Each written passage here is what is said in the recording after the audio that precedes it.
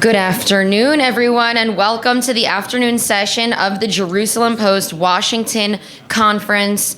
I was just looking around the room and wondering and thinking what a historic place that we are all in, with such incredible art on the walls and moments from our nation's history that is really impactful, and I don't want anyone to miss it. I don't want anyone to miss the moment that we're in. We're in the nation's capital, and it's huge. We'd like to extend our sincere appreciation to Congressman Carlos Gimenez, who was with us earlier.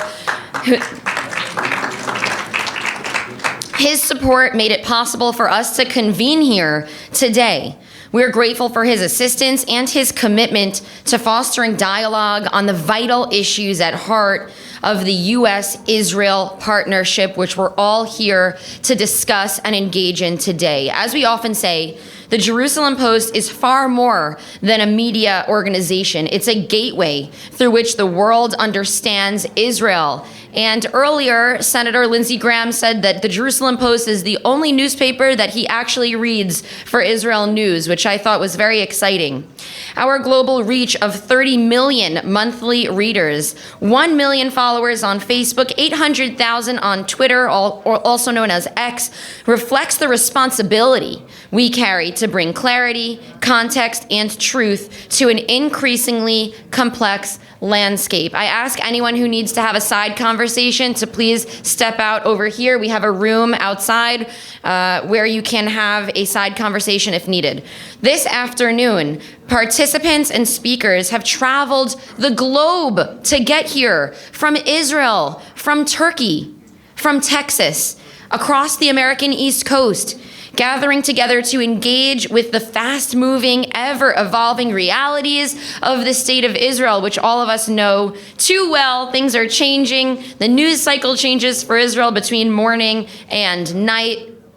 It is a place where history can shift in the blink of an eye. This special session brings together members of Congress, an in-depth interview with Tom Barak, U.S. Ambassador to Turkey and Special Envoy to Syria, who got on a plane to be with us at the Jerusalem Post, thought-provoking presentations on Israeli innovation, and timely discussions on the enduring strategic bond between the United States and Israel. Thank you for joining us. We look forward to an inspiring and impactful afternoon together. As I always say, it's important to get the wheels turning and to see yourself as a part of the character of the state of Israel. The state of Israel has not existed for even 100 years, and I don't want anyone to lose sight of that. So each and every one of you in the room plays an important role in the future of this relationship. I'd like to bring Congressman Randy Fine to the stage with me. We're going to have a conversation.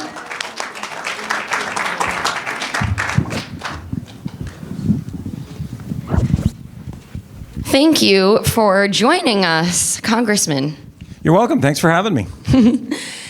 So the first thing that I noticed when I looked at you is that you're wearing a kippah. You're wearing a yarmulke on your head, and I said, that's cool. That's really exciting. Can you tell us why you're wearing that? I am, and before I tell you, I have to warn you, they just called votes, so I'll have to leave in about 10 minutes. But it's actually an interesting story. I did not wear a yarmulke before I was elected. I am Jewish. I'm the newest Jewish congressman, first Republican Jew ever elected from Florida. But I never. Can we have a round of applause for that? It's really exciting. Thank you.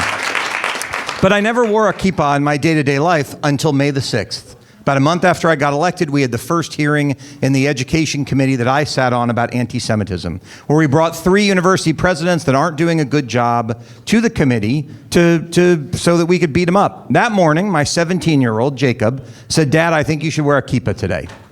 I said, why? We don't normally wear them. He said, I have friends that are a couple years older than me that are in college that don't feel safe wearing theirs. So you have this nickname, the Hebrew Hammer. You need to bring your hammer, wear a kippah, and give them a piece of your mind, which I did.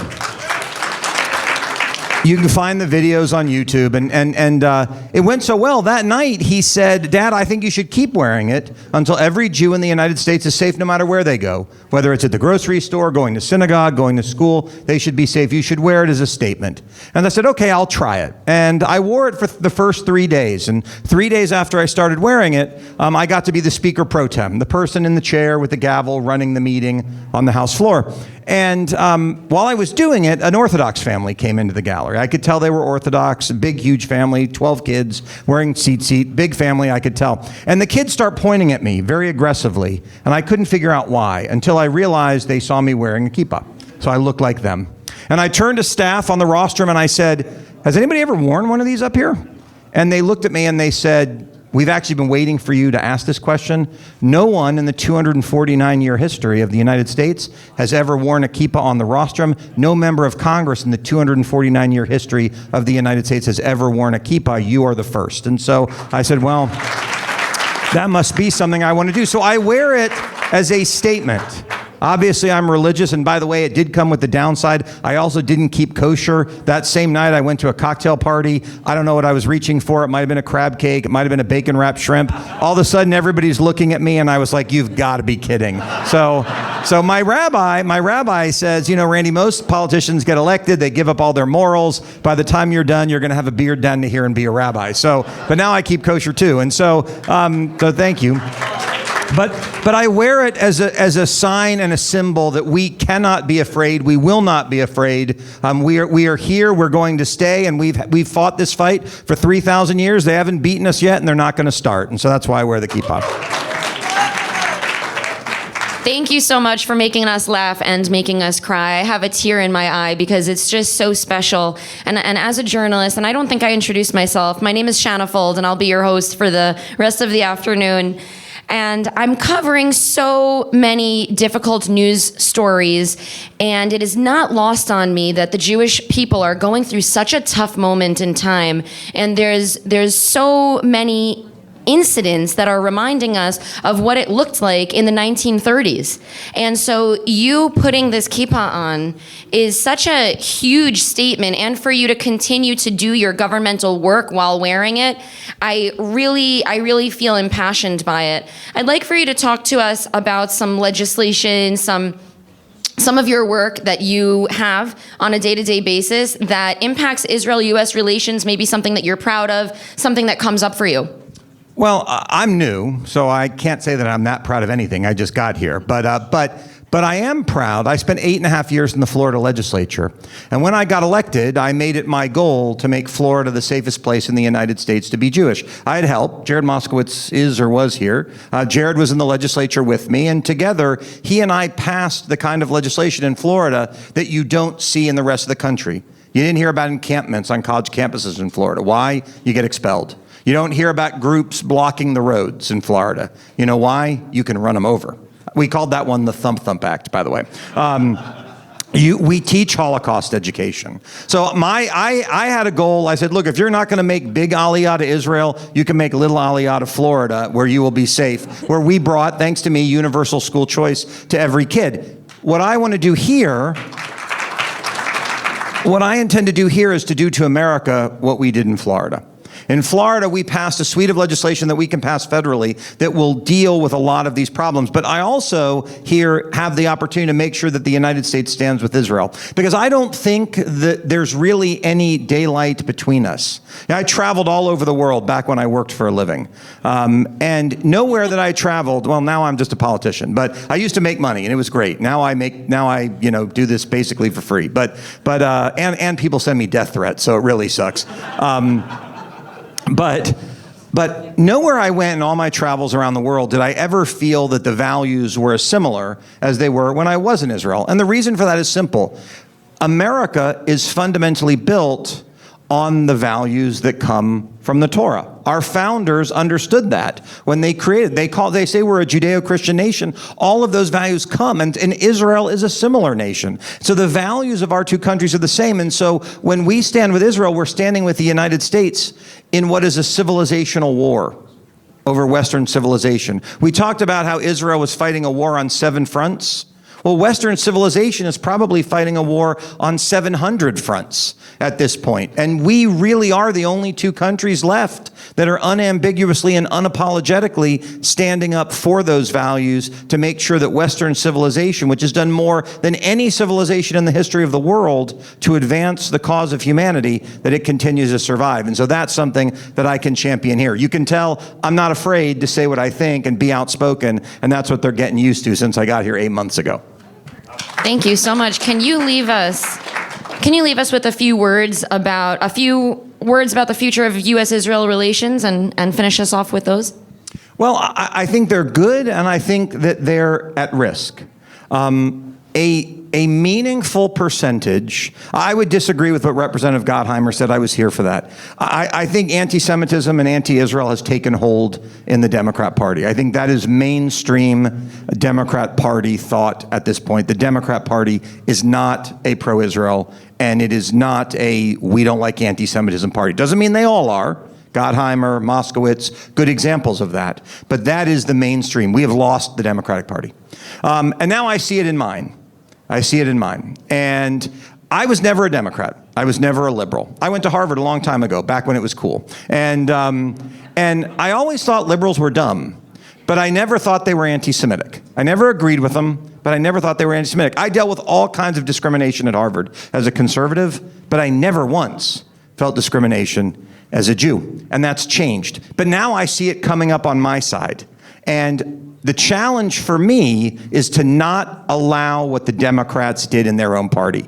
They were not always anti-Semitic. There was probably a time when there were one or two congressmen here in Washington who were anti-Semites. And for whatever reason, the mainstream Democrats said, they're the fringe, don't believe them, they don't mean it, they'll go away, we can ignore them. And look what happened. And now we face that in my party, where I serve with two anti-Semites. Now, I'm very proud to say I serve with 220 Republicans. 2 of them are anti-Semitic. Donald Trump believes 218 of those 220 Republicans should come back next year. The 2 he doesn't are those same 2 anti-Semites. So we are dealing with it on our side, but the future for all of us is to make sure that that relationship between America and Israel, that stand against anti-Semitism, that fight for Western values remains the same. But it's an honor for me to do this because at the end of the day, I'll be honest with you, I don't do this for any of you. I don't live in fear of the judgment of the voters. I never actually wanted this job. I ended up in it because President Trump asked me to consider running for Congress. I said I'd think about it, and then he tweeted it out that I was running. I don't live in fear of the judgment of the voters. I live in fear of the judgment of my sons. Their names are Jacob and David. That is not a coincidence. We picked those names on purpose.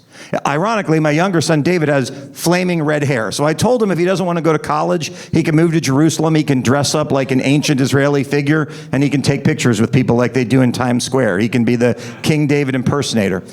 But I do this for them. I do this for them because I grew up with severe anti-Semitism in Kentucky where I was a kid. And I said I'd never let my kids go through what I went through. It is a promise that I have failed to live up to for them because anti-Semitism today is even worse than it was when I was a kid. So I can tell all of you this. You don't have to worry that I'm going to let you down because I'm never, ever going to let the 2 of them down. So thank you guys for having me. It's an honor to be here. Thank you for making the time to come. Thank you so much. Oh, I would like to welcome to the stage Congressman Mike Lawler, Republican from New York. I think people are going to get dizzy because they keep calling me up here and sitting in different chairs. Well, Congressman Lawler, nice to see you again. Good to see you.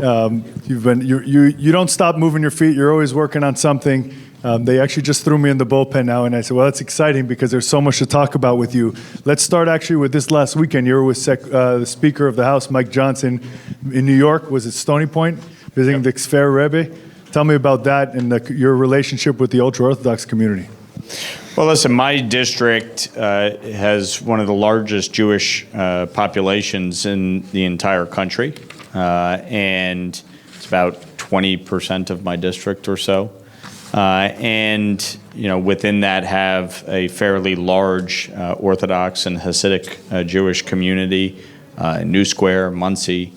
And so, we have had a very strong relationship and certainly, worked on many issues. But the Speaker has come to my district many times and met with constituents from across the entirety of the district, but has also gone and met with the Square Rebbe and leaders within the Jewish community, and talk about issues that matter, from education to obviously the U.S.-Israel relationship, combating anti-Semitism here in America and abroad. and continuing to address the issue of religious freedom. So there's a lot of issues that were discussed in the speaker's most recent visit. Congressman, before COVID, I feel like the general public didn't have as much of an understanding or as good of an understanding of the division of government, the levels of government. People started paying attention to local government, not because I was a mayor, but because because of the impact of mayors and governors on their day-to-day lives. Now it's back in everyone's face. You're in New York City. We're seeing now Mamdani being elected. We don't have to categorize him. Everyone knows who he is and what he is, because you could just ask him or look it up on his website.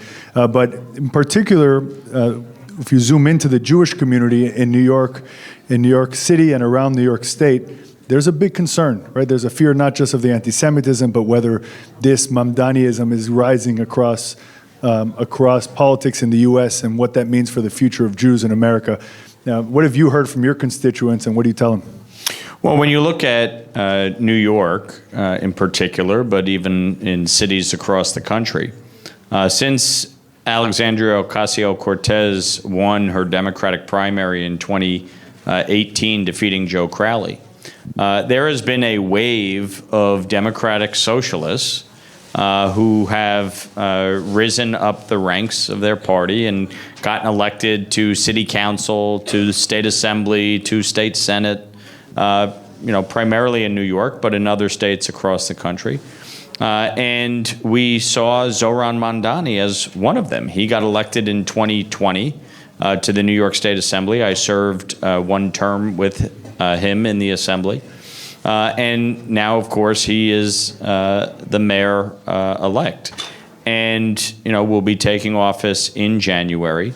And we've seen within New York, in particular, but here in the halls of Congress, a rise in anti-Semitism among elected officials.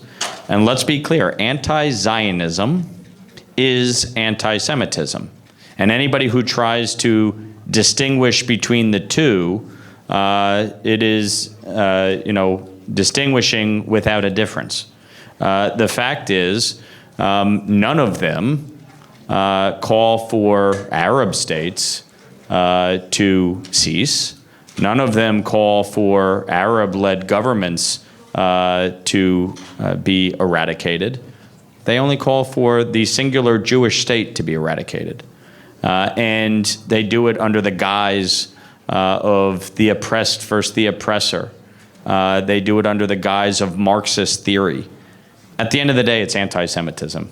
It is Jew hatred, period.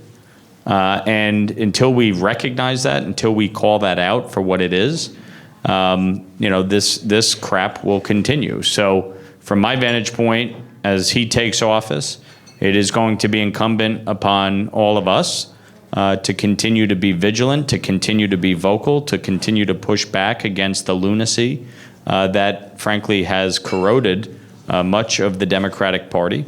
And as my colleague Randy Fine just talked about, even on the far right, some of the folks have just engaged in grotesque anti-Semitism, and we need to be willing to call it out wherever it exists and push back against it.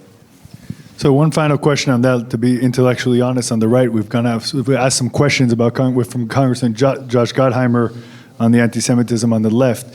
On the right, we're seeing really just such a explosion of anti-Semitism around politics, not in these halls, with a couple exceptions. Thomas Massie, Marjorie Taylor Greene, thankfully she's on her way out, so we're down to one. But we can't ignore those voices. They're growing exponentially, day in and day out.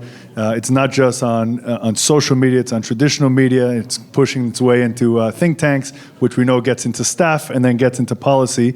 So what are you seeing on the inside of, are there walls being built, moats being built to try to keep that away from the party here?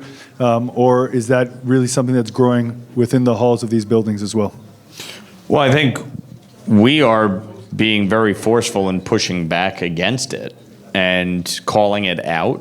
I, for one, am not going to back down on my views when it comes to Israel and the importance of the relationship Number one, there are over 700,000 Americans living in Israel. That is almost the size of a congressional district. And so there are a lot of reasons why a strong U.S.-Israel relationship matters. Not the least of which, of course, is the fact that our Constitution, our values, our country is built on Judeo-Christian values and ideals. And Israel is the only democracy in the Middle East. It is a beacon of freedom. It is a beacon of opportunity. And it is not an oppressor. And that is something that I will continue to push back against, to point out, regardless of which side of the aisle the vitriol and the hatred is being spewed. We just held a hearing today in my committee. I'm the chair of the Middle East and North Africa subcommittee on the issue of Judea and Samaria. Why? Because most members of Congress don't actually know what it means. Most members of Congress don't actually understand that Israel is in control of 60% of the land in Judea and Samaria. They actually think the Palestinians control the entirety of the West Bank. That's the problem. That is the fundamental problem when you're dealing with these issues. And as we talk about peace moving forward, how that peace is established matters. When the Brits and the French and others are saying, oh, we recognize a Palestinian state. Okay, who, what, and where? And none of them can actually answer that question because they don't actually know.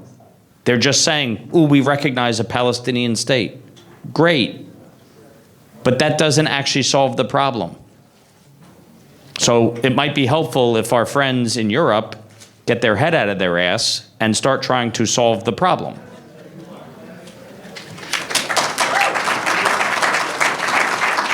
I was going to ask one more question, but I think with that, we're going to thank Congressman Mike Lawler for all your work. Thank you so much, Appreciate sir. it. Thank you. Boaz Levy, CEO of Israel Aerospace Industries, joined IAI in 1989 after a long and distinguished career in the Israeli Air Force, where he served as an expert on guided weapons systems.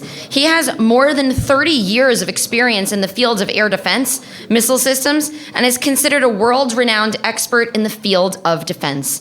On June 13th, 2025, Israel launched Operation Rising Lion, a 12-day campaign aimed at neutralizing Iran's strategic nuclear and ballistic missile capabilities.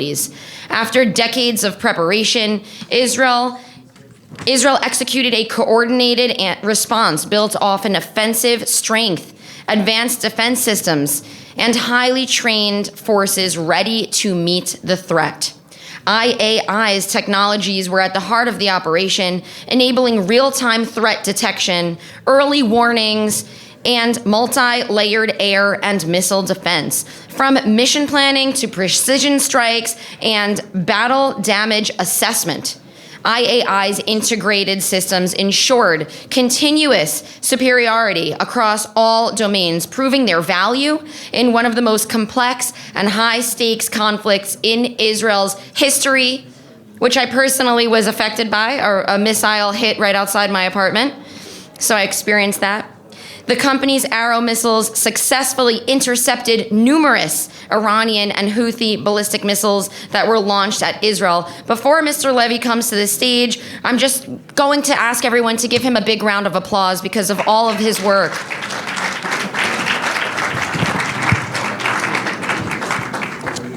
You can see wherever you go. Thank you, everyone. Thank you.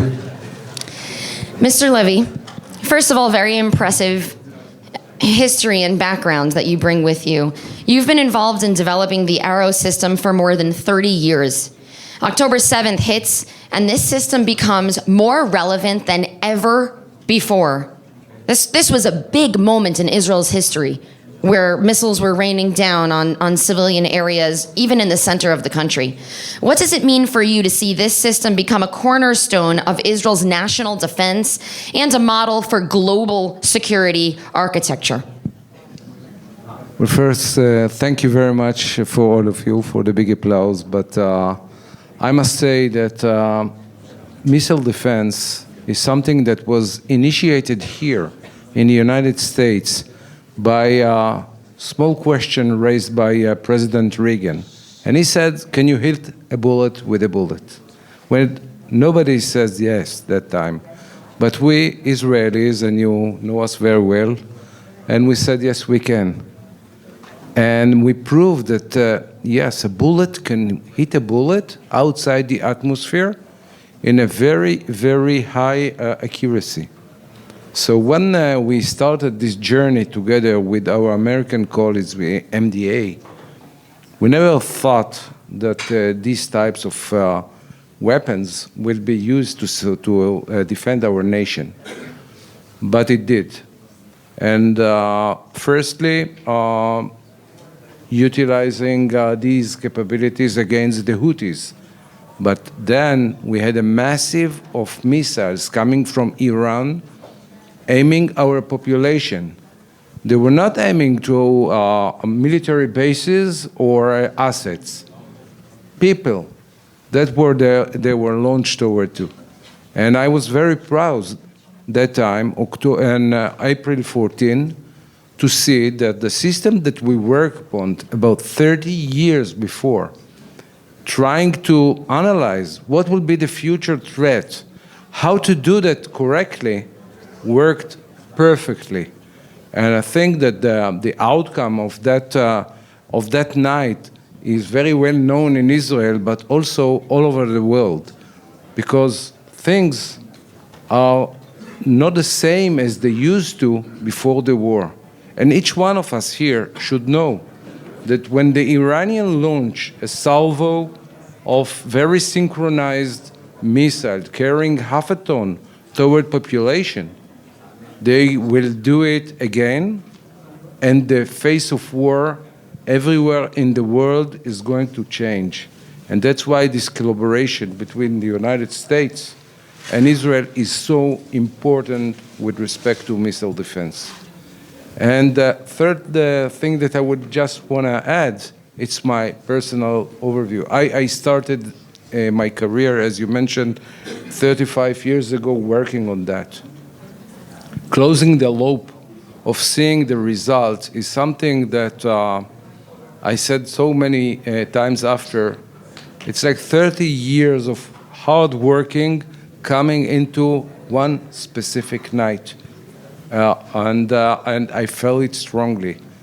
But as a child to a mother that was a Holocaust survivor, and 80 years ago, were there as a child, coming into a position when the Arrow weapon system is put last week on German soil, hearing Hatikva in Berlin, it's something that really closed the loop for all of us Israelis.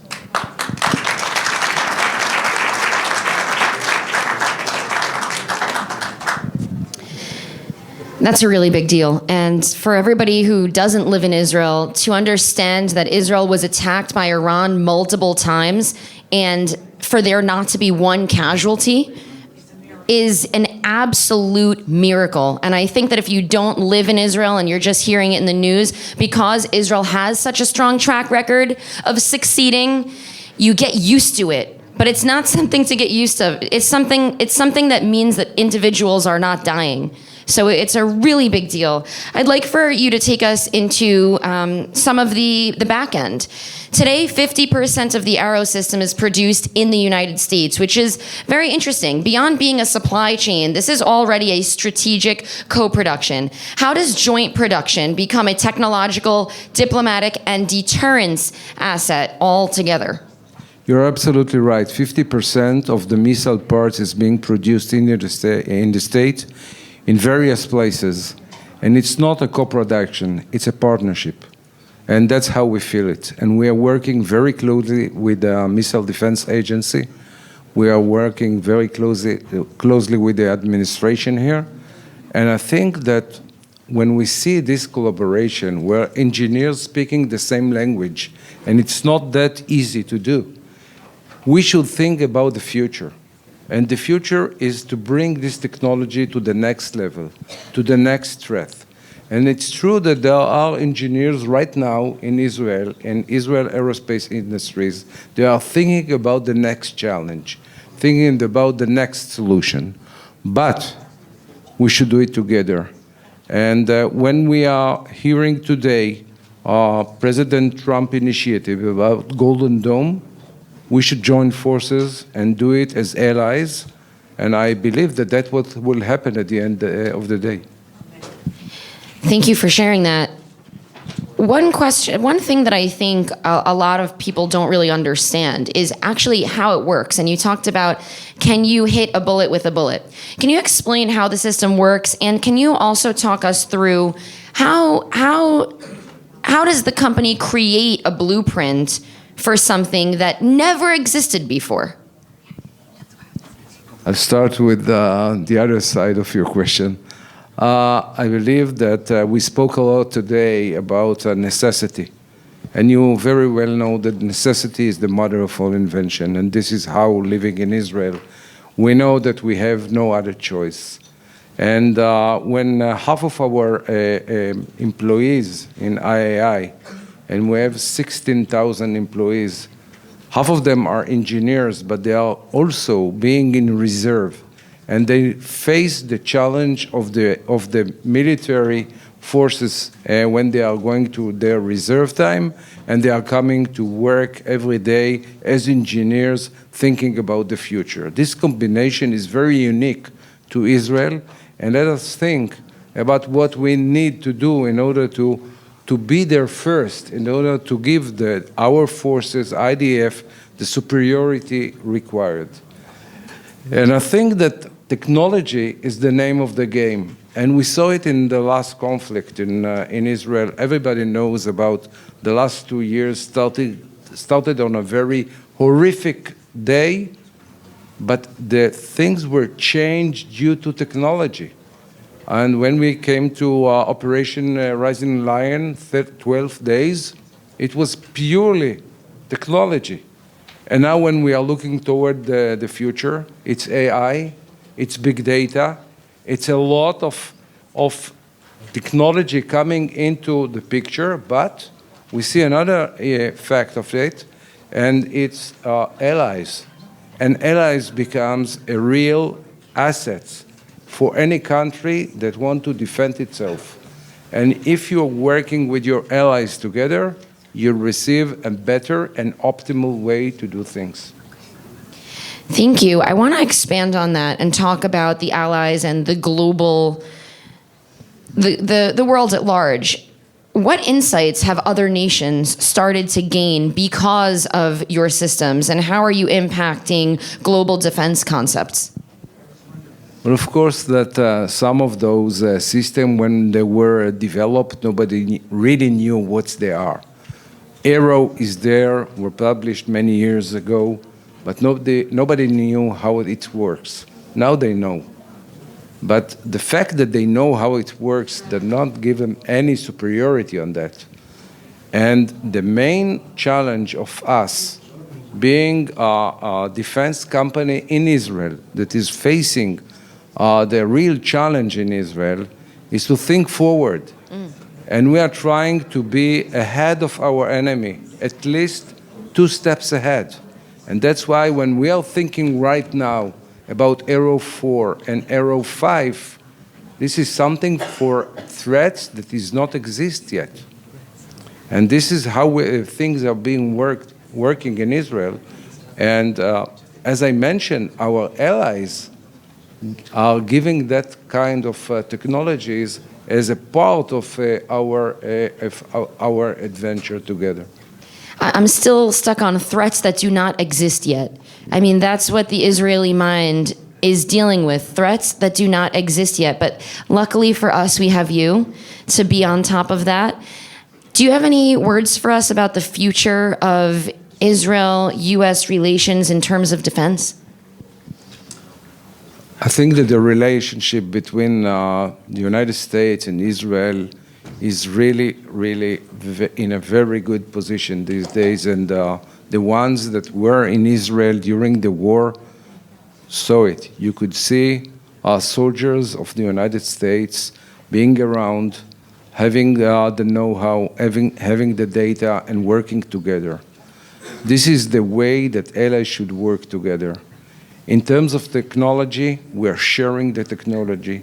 This is our habit. This is the way of things to be done in Israel, especially when it's related to the United States.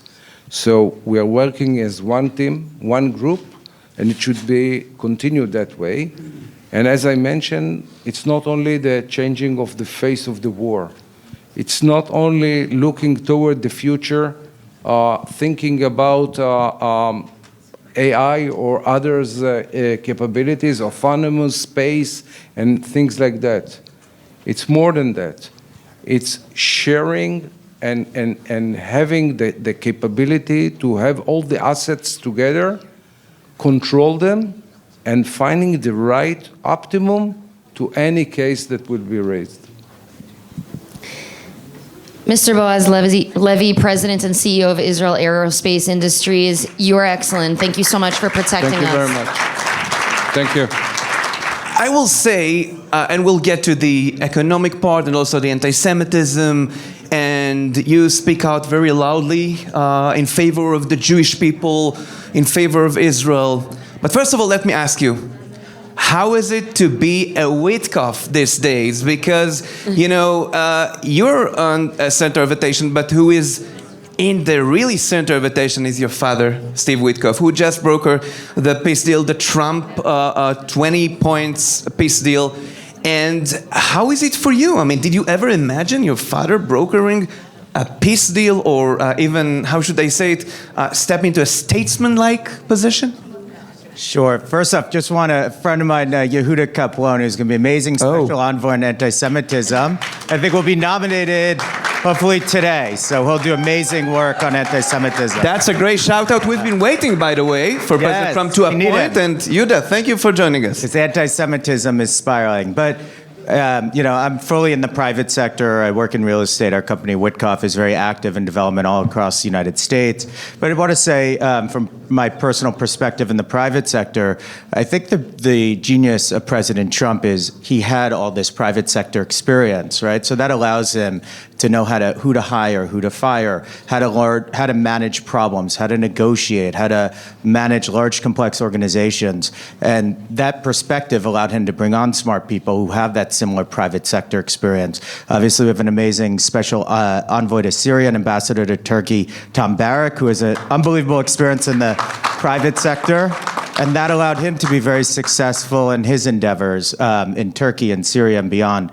And I think my dad has that similar insights because he spent, you know, many, many decades building his business from nothing, right? He was a lawyer. He then, on his own volition, classic American dream story, went off on his own and building by building, invested everything to build a business, just like the typical American dream story.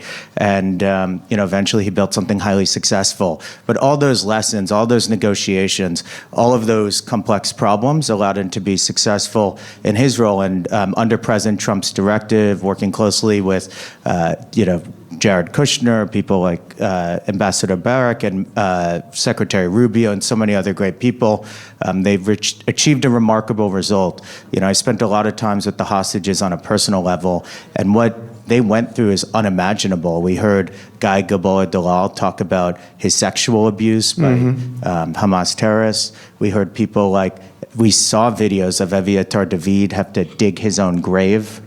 We all saw that they were fed 300 calories a day. They developed, you know, loss of muscle. Some of them lost 40% of their body weight from starvation. They're deprived of water, deprived of basic sanitation. Sometimes they're chained to a cage for weeks, months, year at a time. So it's incredible to see under President Trump, when he said all hell will break loose if Hamas doesn't release those hostages, it's incredible to see his words be manifested into action. Yeah, and since you've mentioned, please. And since you've mentioned, so Mr. Barak will be talking to my friend Amichai Stein, my colleague, just later in this program. But You've mentioned your connection to the hostages. How was it for you to talk to them, to hear their stories? Because I know that since October 7th, you have changed also. You became more close to religion, something in your belief have strengthened? For sure. I mean, I think what happened on October 7th was objectively, it was a terrorist attack and one of the most brutal in recent memory. 1,200 people died that day. 250 were taken captive. And to take that into American terms, it's the equivalent of 40,000 Americans dying in a single day and over 8,000 people being taken hostage. It's truly unconscionable what happened that day. And I think for many Jews throughout the world, they saw the pure evil that happened that day. They, awoke to videos of people being slaughtered and, people screaming as they're being taken captive into Gaza. And when people were confronted with that pure evil, I think it really turned people to God, and it turned people to want to achieve more good. And, I saw that personal in my experience. I grew up a little bit more reformed, but post-October 7th, I made changes in my own personal experience in my diet. I studied Torah. I go to shul now more strictly. And I think it was a really wake-up call for Jews around the world. We're just 0.2% of the world's population. And, all the Jews, everyone needs to speak out, because anti-Semitism post-October 7th, we saw it explode in a way that no one's seen in recent memory. I mean, we're seeing it, more principally from the left, but we're even seeing it with people from the far right, like Candace Owens. And we'll get to that in a moment, but since everything you just said, how is it for you, the fact that after all these atrocities, we do have to talk to those people, to those Hamas leaders? How did you feel inside? Did you think to yourself, that's the world? Or, it's kind of complex? Sure. Well, I just can speak from my personal experience in the private sector, but, I think like anything in any complex negotiations, right, people have to talk to both sides, right? There's never been, any large complex problem where, two people don't have to come together, right? And, to get these hostages released required, people like my father, people like Jared Kushner, people like Secretary Rubio, or people like Ambassador Barak, to have these very difficult discussions with people who maybe they don't agree with. Maybe, Hamas obviously is a terrorist organization, but unfortunately we need these groups to come together to, there's no greater mitzvah in a life, and we say in Judaism, when you save a life, you save the entire world. And to get those recent 20 hostages back, but there were dozens and dozens of other hostages who came back right when President Trump got elected. And I think we saw even people like Omer Shemtov said, the terrorists in Hamas, they fear President Trump because they know he's someone of immense capability and immense action.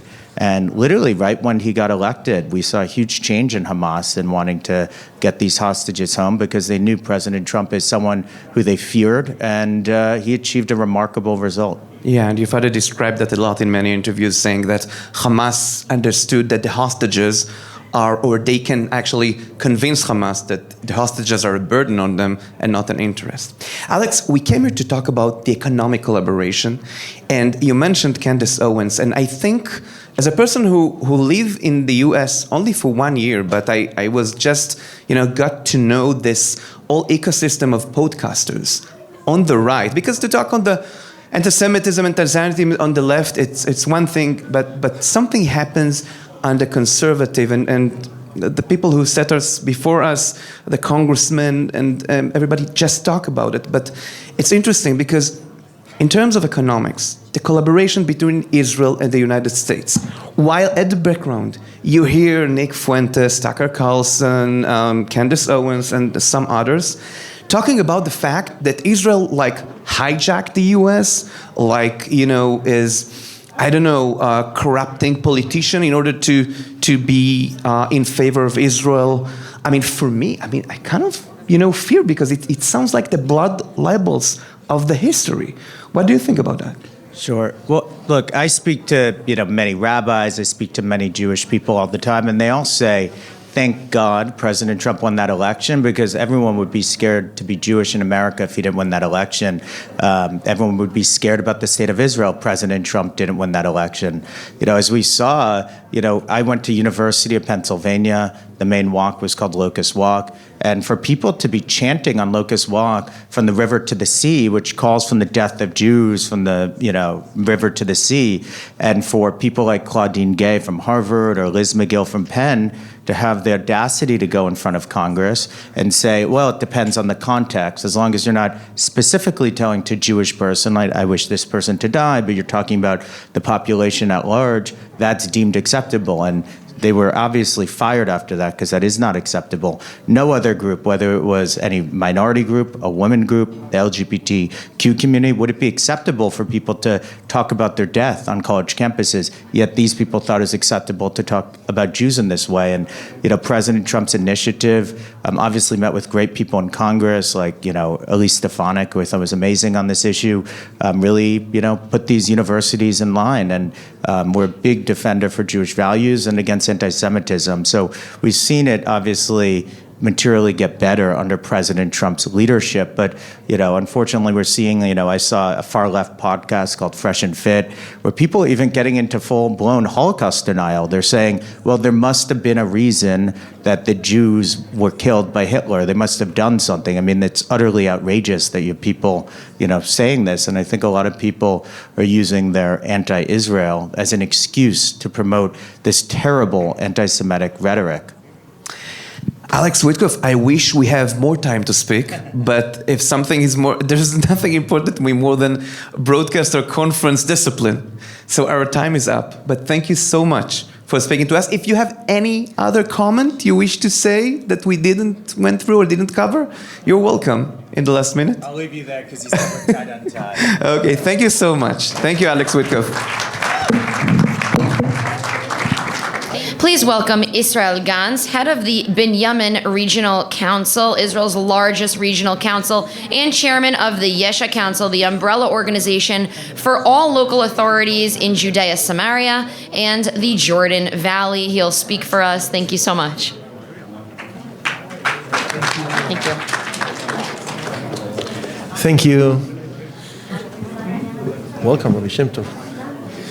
3,300 years ago, the people of Israel stood at the entrance to the land of Israel. They sent 12 spies, all returned safely. All testified the land is good. But 10 said the challenge is too great, it is impossible. Only 2, Yoshua and Caleb, Joshua and Caleb, said it is possible. Since then, the land of Israel, is now an endless war. The Jewish people were exiled from it and returned to it against all odds. The world thought peace had arrived. But on October 7th, everything we knew was collapsed. Hundreds were kidnapped, families were shattered, our nation was wounded. The world, including the public opinion in the state of Israel, said there is no solution. There is no way to bring the hostages home. But once again, just like then, only 2 leaders said it is possible. President Trump and Prime Minister Netanyahu said we can confront it and win. And they were right. After October 7th, the national and international focus shifted into Judea and Samaria, what the world mistakenly called the West Bank. Everyone understands the truth.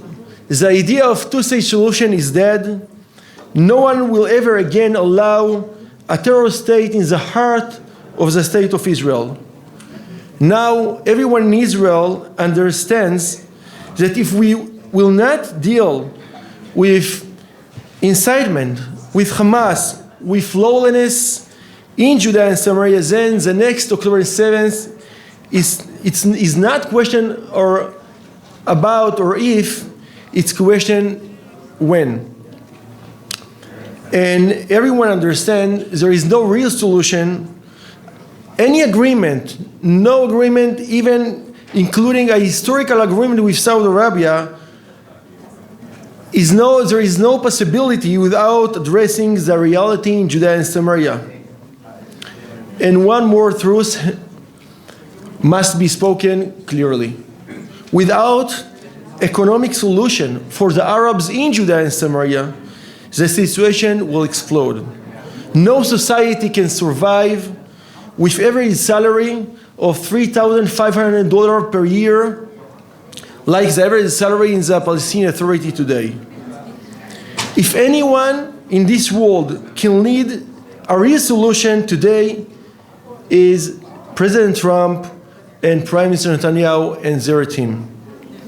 We just hear Alex Witkoff, and this is time to thank the Witkoff family and Kushner and all the teams for what they did for the state of Israel. So what's the principles of, we'll call it Joshua and Caleb, Joshua and Caleb plan? First, zero terror, zero incitement. Second, the application of the Israeli law over all the area not inhabited by Arabs, and full enforcement by the Israeli police against anyone who harms incidents. Third, massive international investment by the UAE, Saudi Arabia, maybe Azerbaijan and others in Judea and Samaria. This will increase the incomes of everyone in the area and will bring prosperity for everyone living in this region. We can make Judea and Samaria the Israeli Tuscany. And I want we can do that. I want to conclude exactly like Joshua and Caleb said. They did 3,300 years ago. Alon na'ale v'yarashnu ota ki yachol nuchala. Let us go up at once and possess it, for we are well able to overcome it. Now it's time. Thank you very much. Israel's Ministry of Aliyah and Integration provides assistance to immigrants and returning residents, establishes policies and procedures, allocates budget aid to immigrants, and provides specialized services in housing, employment, and culture. I'd like to call to the stage Advocate Avichai Kahana, Director General of the Ministry of Aliyah and Integration.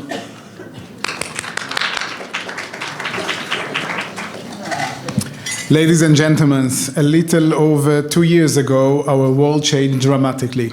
The events of October 7th and the wars that followed reshaped how Jews, both in Israel and abroad, understand their place in the world.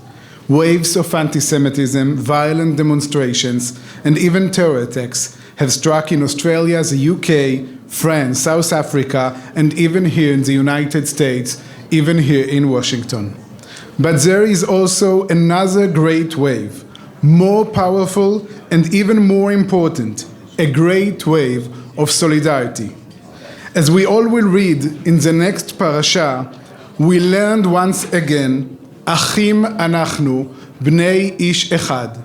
We are brothers, the sons of one man. At the Ministry of Aliyah and Integration, we witness this shared destiny every day. In our visits in Jewish communities around the world, we hear stories of lone soldiers who left everything to join the Israel defense. We hear from young families from all over the world their desire to build their home in Israel, to share the same dreams and future with us. At our Aliyah fairs, we see thousands of people coming to hear about making Aliyah. Ladies and gentlemen, this dream is already starting to fulfill. Since the beginning of the war, more than 53,000 Jews have made Aliyah to Israel, an extraordinary number, over 53,000 Olim in 2 years of war. And while we're filled with pride with this incredible number, I wish to share with you the even greater opportunity that is before us. While the number of Olim is rising, the number of people that are opening Aliyah files is unprecedented. Since the war began, the number of people who opened Aliyah files is doubled and tripled of what we had before. Now, with the return of the hostages and the hope for the end of the war, we face a historical national opportunity that may not return. Because from the founding of the State of Israel until today, the waves of Aliyah throughout the decades are what builds the Israeli economy and society. The Olim are those who paved roads and planted forests in the early years of the state. The Olim are those who doubled the workforce in the second decade of the state. The Olim are those who tripled the number of engineers in the great wave of Aliyah in the early 90s. And the same is true today. The wave of Aliyah now standing before us is an extraordinary opportunity for Israel. The Ministry of Aliyah and Integration, under the leadership of Minister Ofir Sofer, we are doing everything in our power to make it happen. We are shortening licensing degree recognition process. We are encouraging the business sector to hire Olim. We're removing bureaucratic and financial barriers. And we're promoting tax reforms that make Aliyah more attractive than ever. We know and understand that Aliyah is a life-changing event.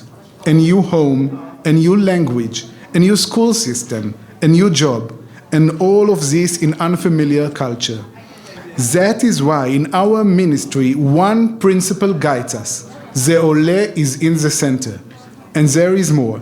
To help more future Olim and make the process easier, we are now moving many steps to the pre-Aliyah stage.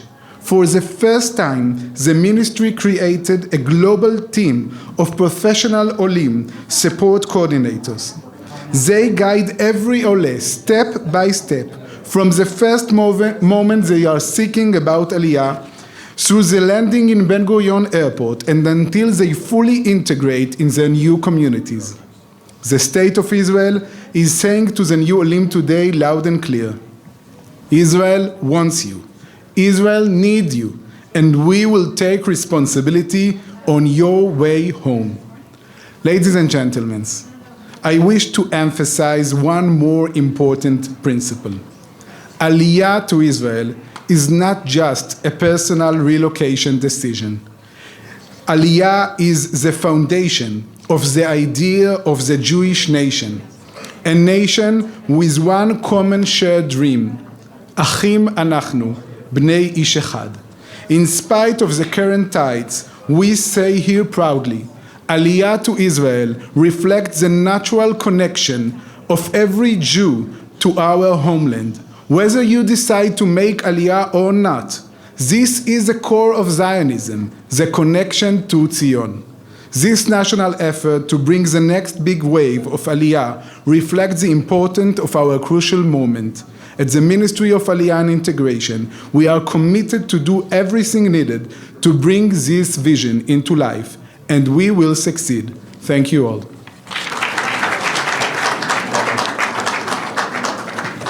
Good afternoon. My name is Norm Brownstein. I'm one of the honorary co-chairmen with Bobby Resnick, and it's my honor to get to introduce my great friend and one of the most important people in the entire world in what happens in the Middle East.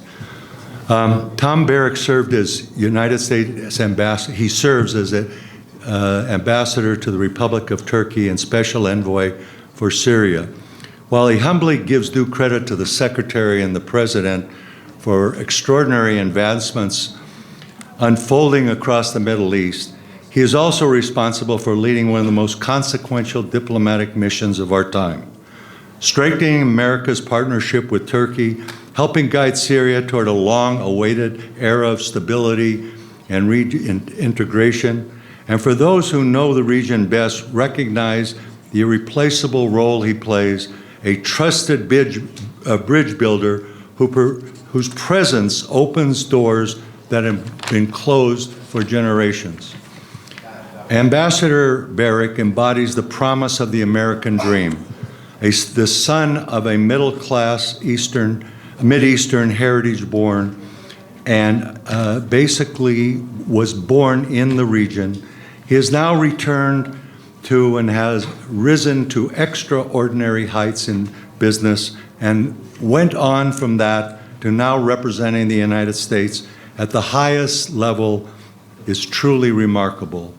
His impact, tangible, lasting, and often felt long before it's written, continues to help reshape the Middle East.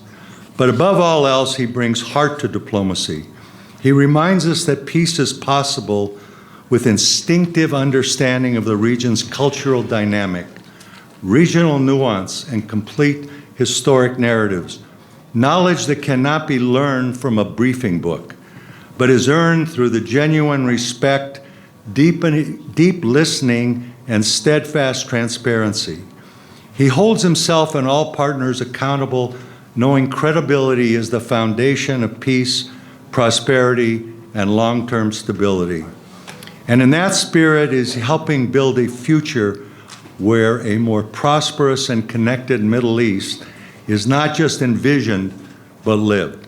His appointment is uniquely powerful at this moment, and he bridges both worlds with authenticity, credibility, and a lifetime of trusted engagement.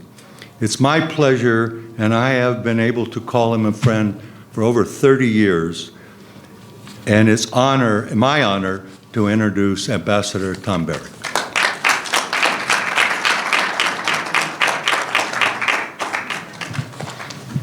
I'll be lobbying him every day. Thank you very much. Was it a good spot?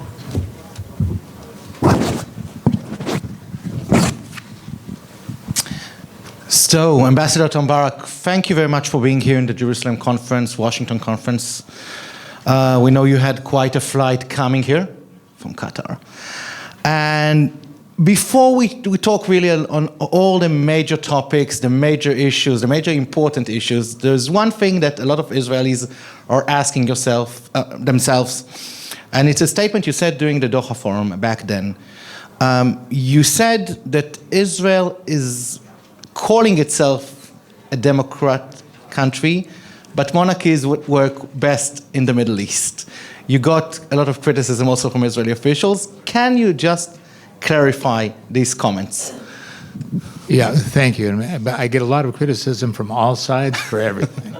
But I wanted to just make one comment, which is foremost, I think, on all of our minds.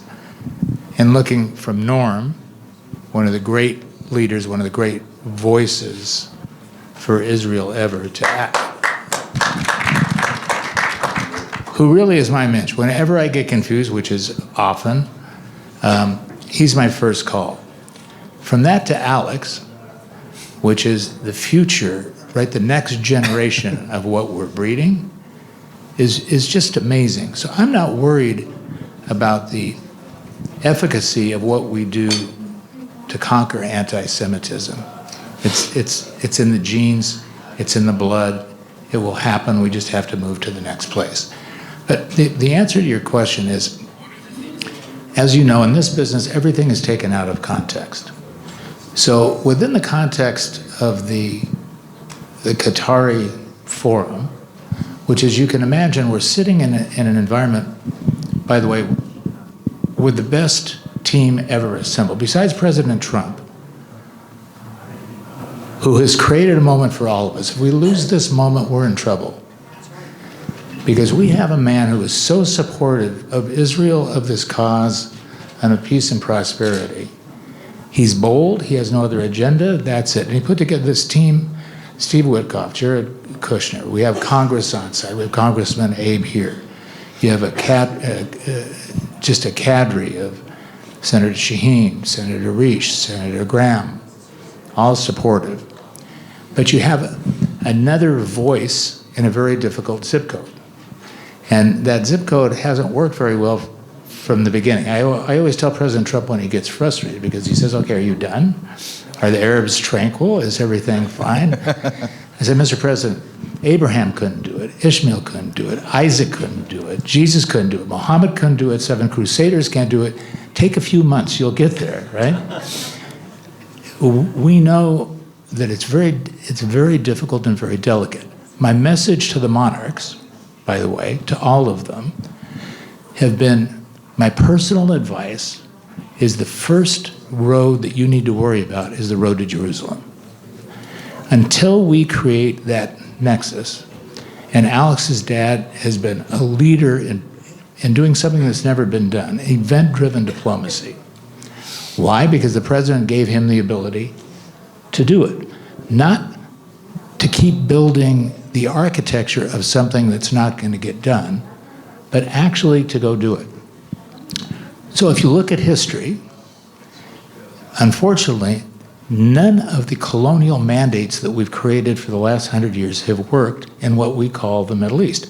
It also hasn't worked in Central Asia. It also hasn't worked in the former Soviet Union. So if you take Yugoslavia, the Balkans, all of the countries that we've intervened in, Iran, Iraq, I mean, look what's happened in Iraq. We spent $3 trillion, hundreds of thousands of lives, separated into components because we gave it a parliamentary framework. Libya, the same thing. It hasn't worked. Tunisia, the same thing. It hasn't worked. Israel has worked. Israel is a democracy. I didn't say it wasn't a democracy.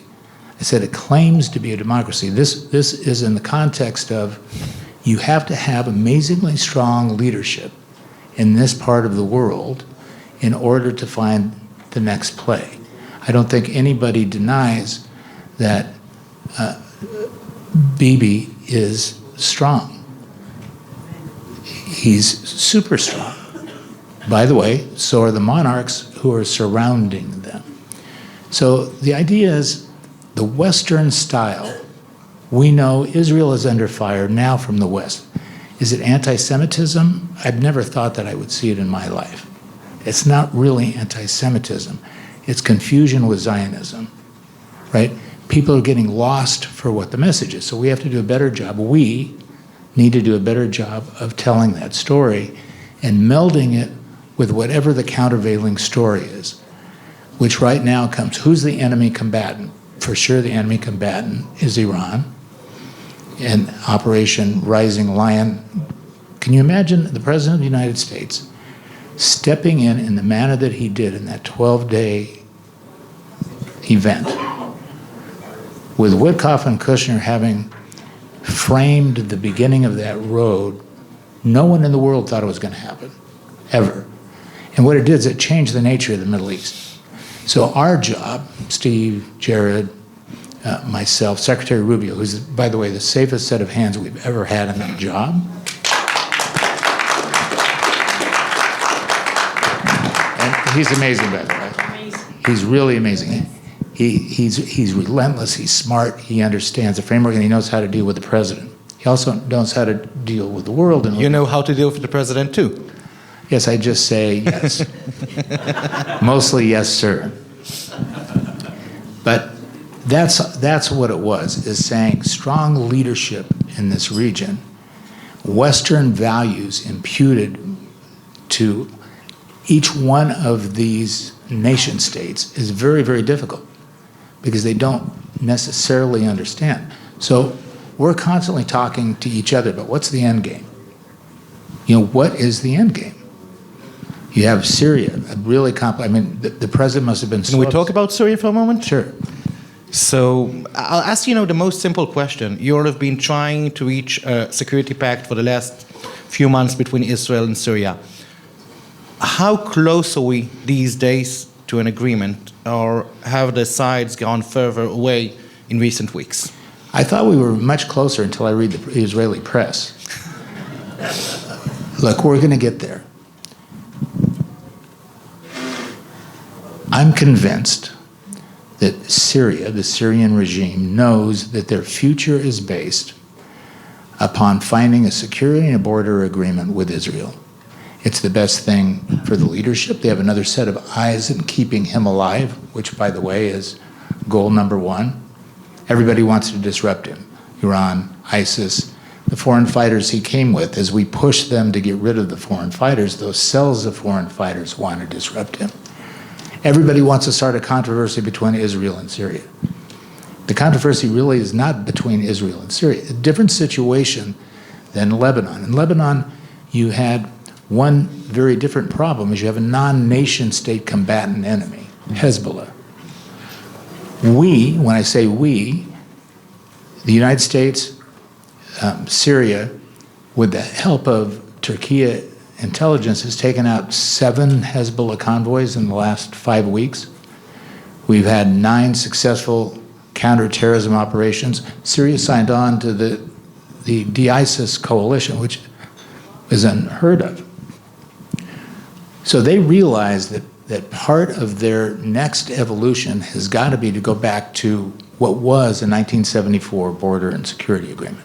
It didn't work. We've had 4 very good sessions, Ron Dermer leading them. The Prime Minister, in some instances, sitting in, being very constructive, by the way. I always say, people say, well, how do you like working with Netanyahu versus Erdogan? What I love about Netanyahu is he tells you exactly what it is. You may not like it. A lot of times I don't like it. But you get it straight, then you know what to deal with.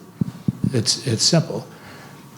President Erdogan, a little more complicated. It has a larger footprint in fabric. And by the way, going to Syria, so the answer is I don't, in my own personal belief, and I say this to my bosses, to Secretary Rubio, to the President, Steve and Jared and I talk about it all the time. Syria's incentive is non-aggressive to Israel. They have no intent in being an adversary to Israel. At the moment, Turkey the same. Turkey, domestic politics is worried about their economy, and they're actually pointing the other way. If you think about it, when we talk about expansion of influence, their expansion of influence is to the Caucasus, is to Central Asia, is to the other 13 Turkic states. So I've been criticized, the Turkish press crushes me because I tell them the same thing. There's only one road out of all this for them, and that's to Jerusalem. When all this ends, when Gaza subsides. You know that also Israeli officials criticize you sometimes on your Turkey policies. So it happens. Absolutely, which means I'm doing a great job. By the way, it's not my Turkish policies. We have a president. We have a 20-page national security strategy. Everything we're talking about fits that national security strategy. But for all of us, look, you have new leadership everywhere. We have to let the vagaries of the past go. You see it up front. I've seen it in such vivid consequence. October 7th was something nobody could ever believe or ever want to see again. On the heels of that, al-Sweida in Syria, we have Druze, we have Kurds, we have Alawites, we have tribes. We still live in a very, very, very difficult tribal neighborhood. So imprinting these big national footprints on them, I'm talking about now the rest of the Middle East, doesn't work very well. You have to provide prosperity to float the boat. And when people can feel that there's a benefit, the UAE aligning in the Abraham Accords with Israel was a great thing. And if you talk to MBZ about it today, he'll say that was a very good move, even in the midst of what we have. And Jared and Steve deserve tremendous credit for that. So I'm hopeful. I'm hopeful that we all get rid of saying fighting is not the answer. There has to be another way of approaching it. And so dialogue, misunderstandings, criticism, repositioning is just going to create more military intervention. We're going to be in the same soup. But is there a possibility that there will be a security pact between Israel and Syria without Israel withdrawing from all the territory it entered in the last year? Is there a possibility? I mean, that's by the way, that fact is not a fact. So whoever said that's an incremental component of what the requirement is mistaken. There's lots of moving parts. Those moving parts should come together by everybody compromising. It's about utilization. The Sinai Agreement, if you think about it, since Henry Kissinger in 1973, the good news now is Marco Rubio is both National Security Advisor and the Secretary of State. That is so huge because there's no controversy. They're not fighting for foreign policy. Like always. Right? So it's a straight line.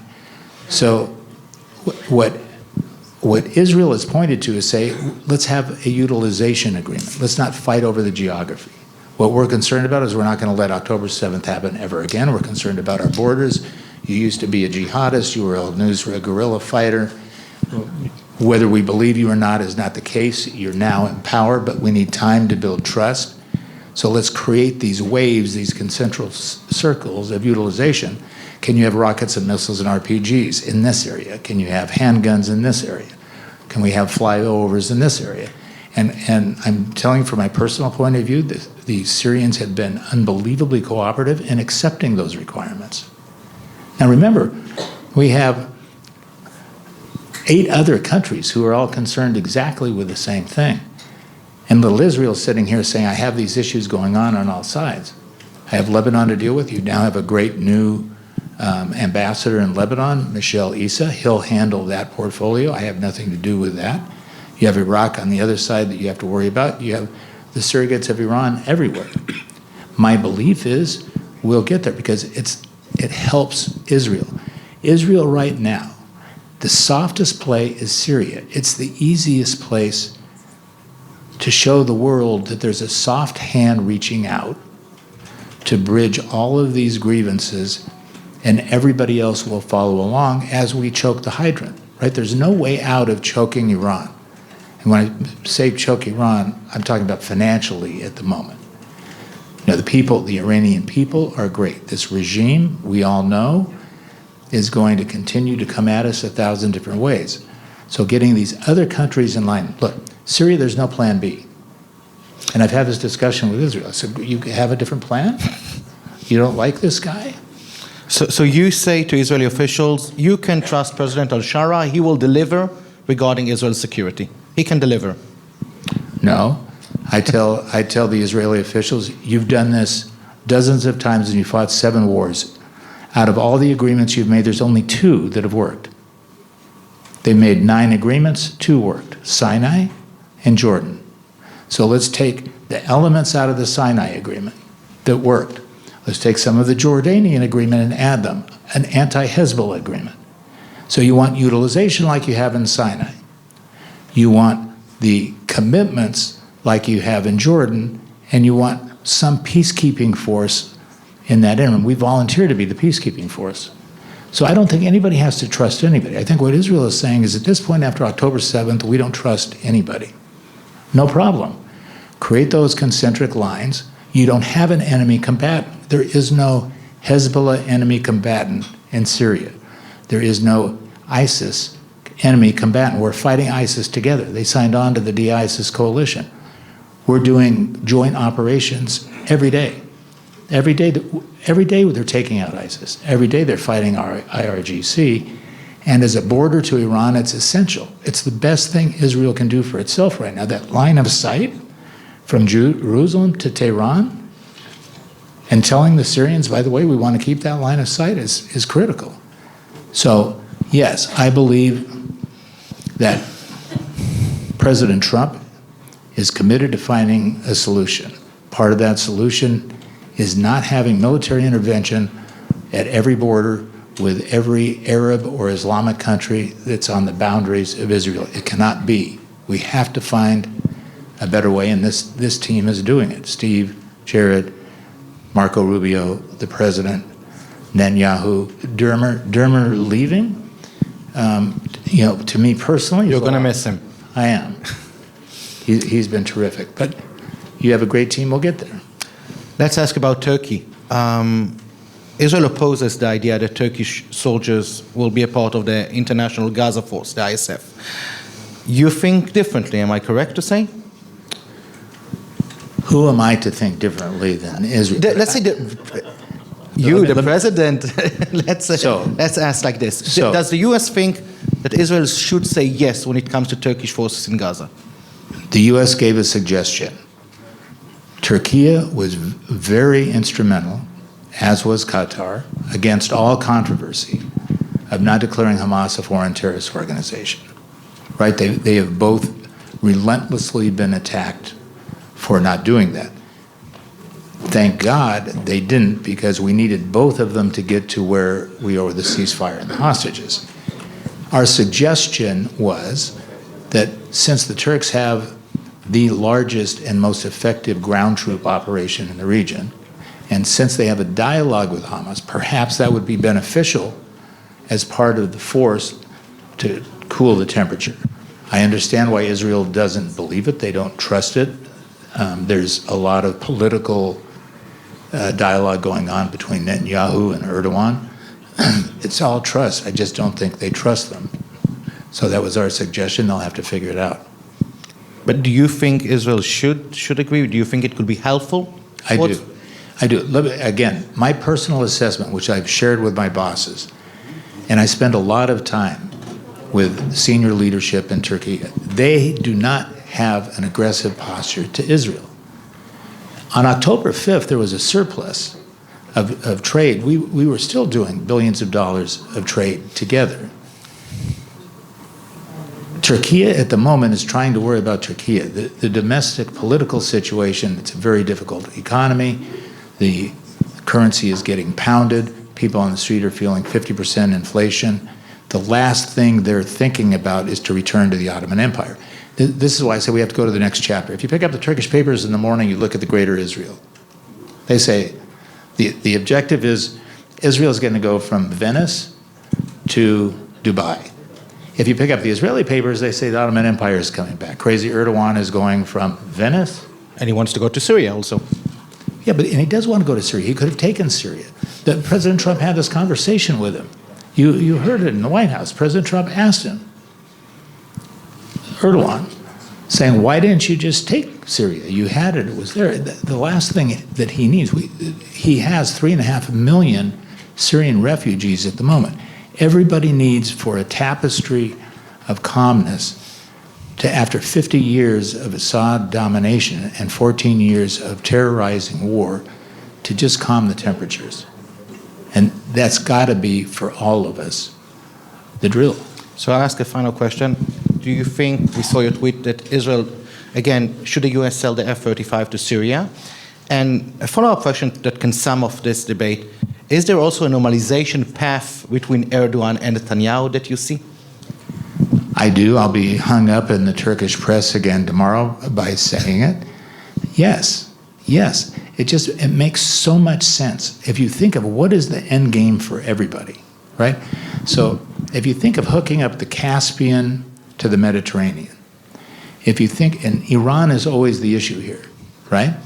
Is the only problem with connecting those 13 Turkish states, the Caucasus, Israel, the Gulf, Caspian to the Mediterranean, Israel to the Indian Ocean, there's only one real problem, which is Iran. The rest are not problems. It can get there. It's the only answer is to get there. An F-35 in Turkish hands is not a problem for Israel, in your view? Is the what? F-35 in Turkish hands is not a problem for Israel? Oh, I think it is a problem for Israel. I think Israel is deathly against it, but that's a ways off, and it's way beyond my pay grade. Okay. Thank you very much, Mr. Ambassador. I appreciate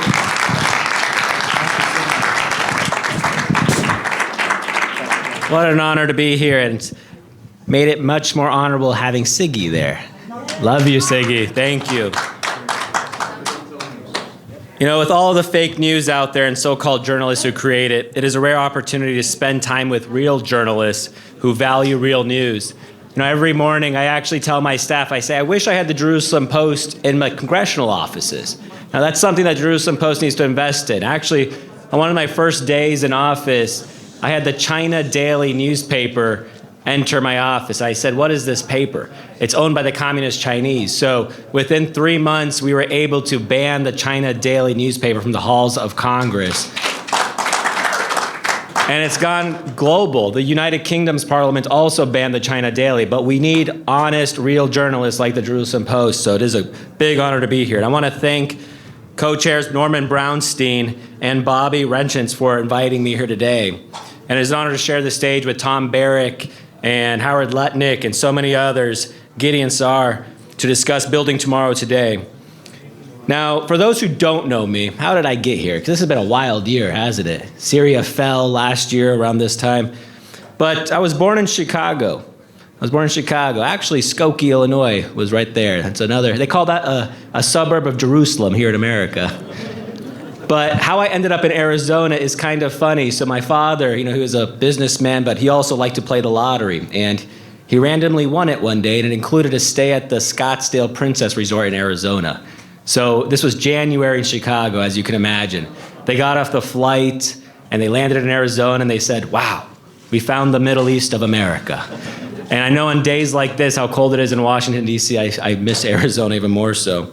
But I want to talk more about Israel's situation. And, my recent trip to Israel was very impactful. I brought my mother with me.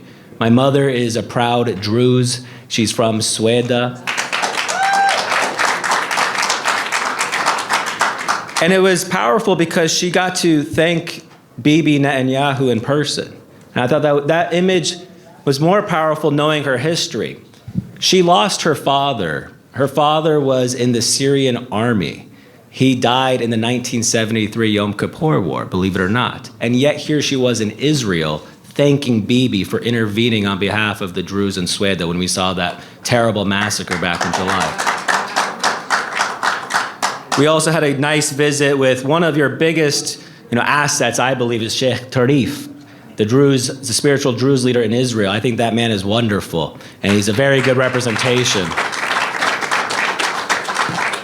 See, and when I first came to Congress, there's so many issues that we have to deal with all the time, but a priority of mine was the Abraham Accords was such a big success that President Trump was able to achieve. So I teamed up bipartisan way with Congressman Brad Schneider to ensure that we have the Abraham Accords being taught to our diplomatic corps, and we're going to extend that in the future. But we have to give a big thanks to President Trump for all he's done for Israel. He's the only man who is able to do it, moving the capital from Tel Aviv, or the embassy from Tel Aviv to Jerusalem, able to negotiate all the hostages released. That is a big success that we've all been waiting for, and thank God it's been done.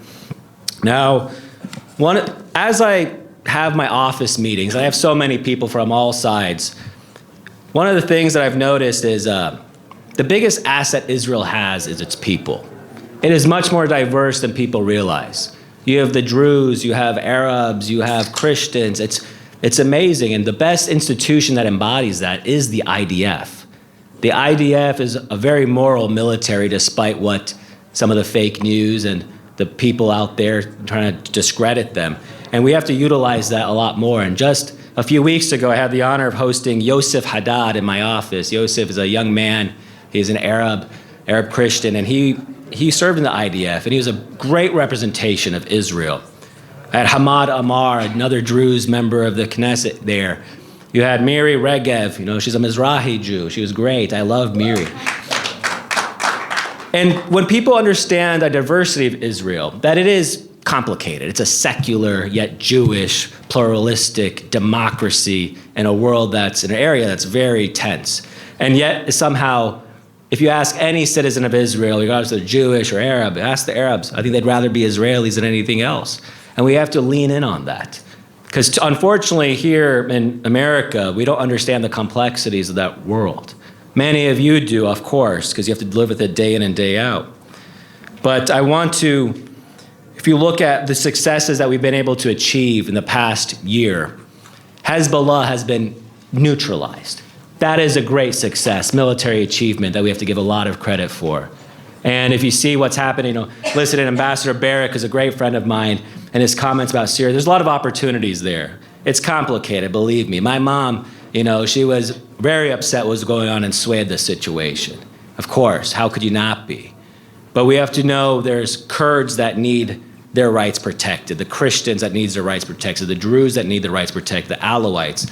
And yet, when the Druze came under attack, who was there for them? It was Israel.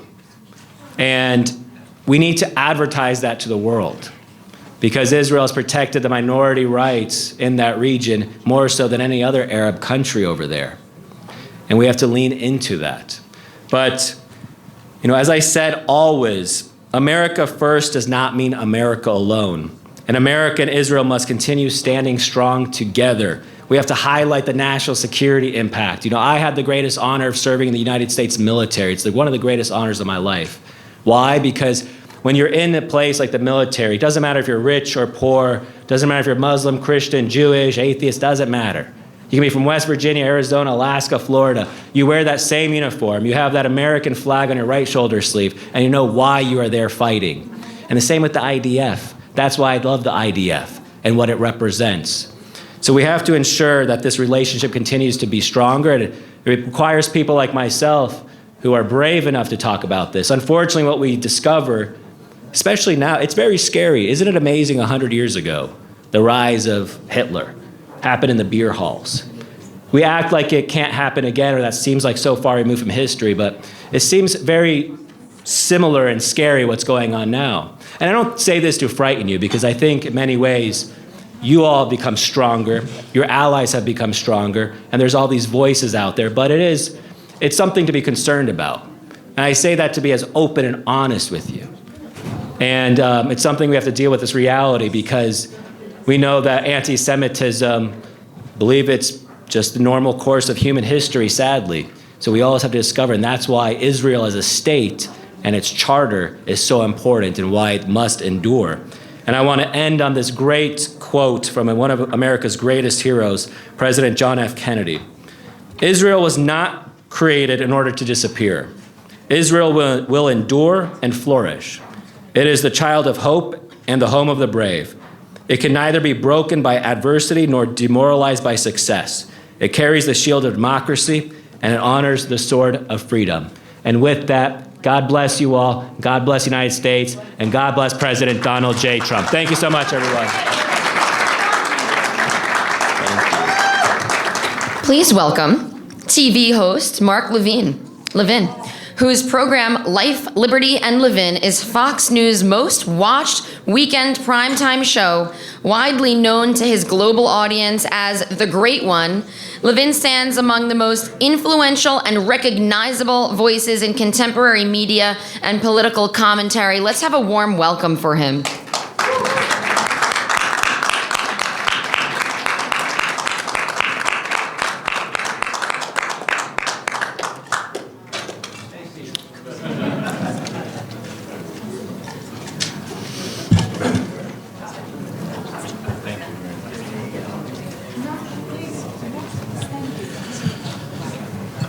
Well, thank you for having me. It's a great pleasure to be here, Jerusalem Post. I think the one bright spot right now is President Trump. He's one of the greatest presidents in American history, and one of the greatest presidents I think we'll ever have. And he certainly is the best president in terms of supporting Israel that we've ever had, period. I don't need 1,000 words to tell you that Israel is a democracy. It's not very complicated.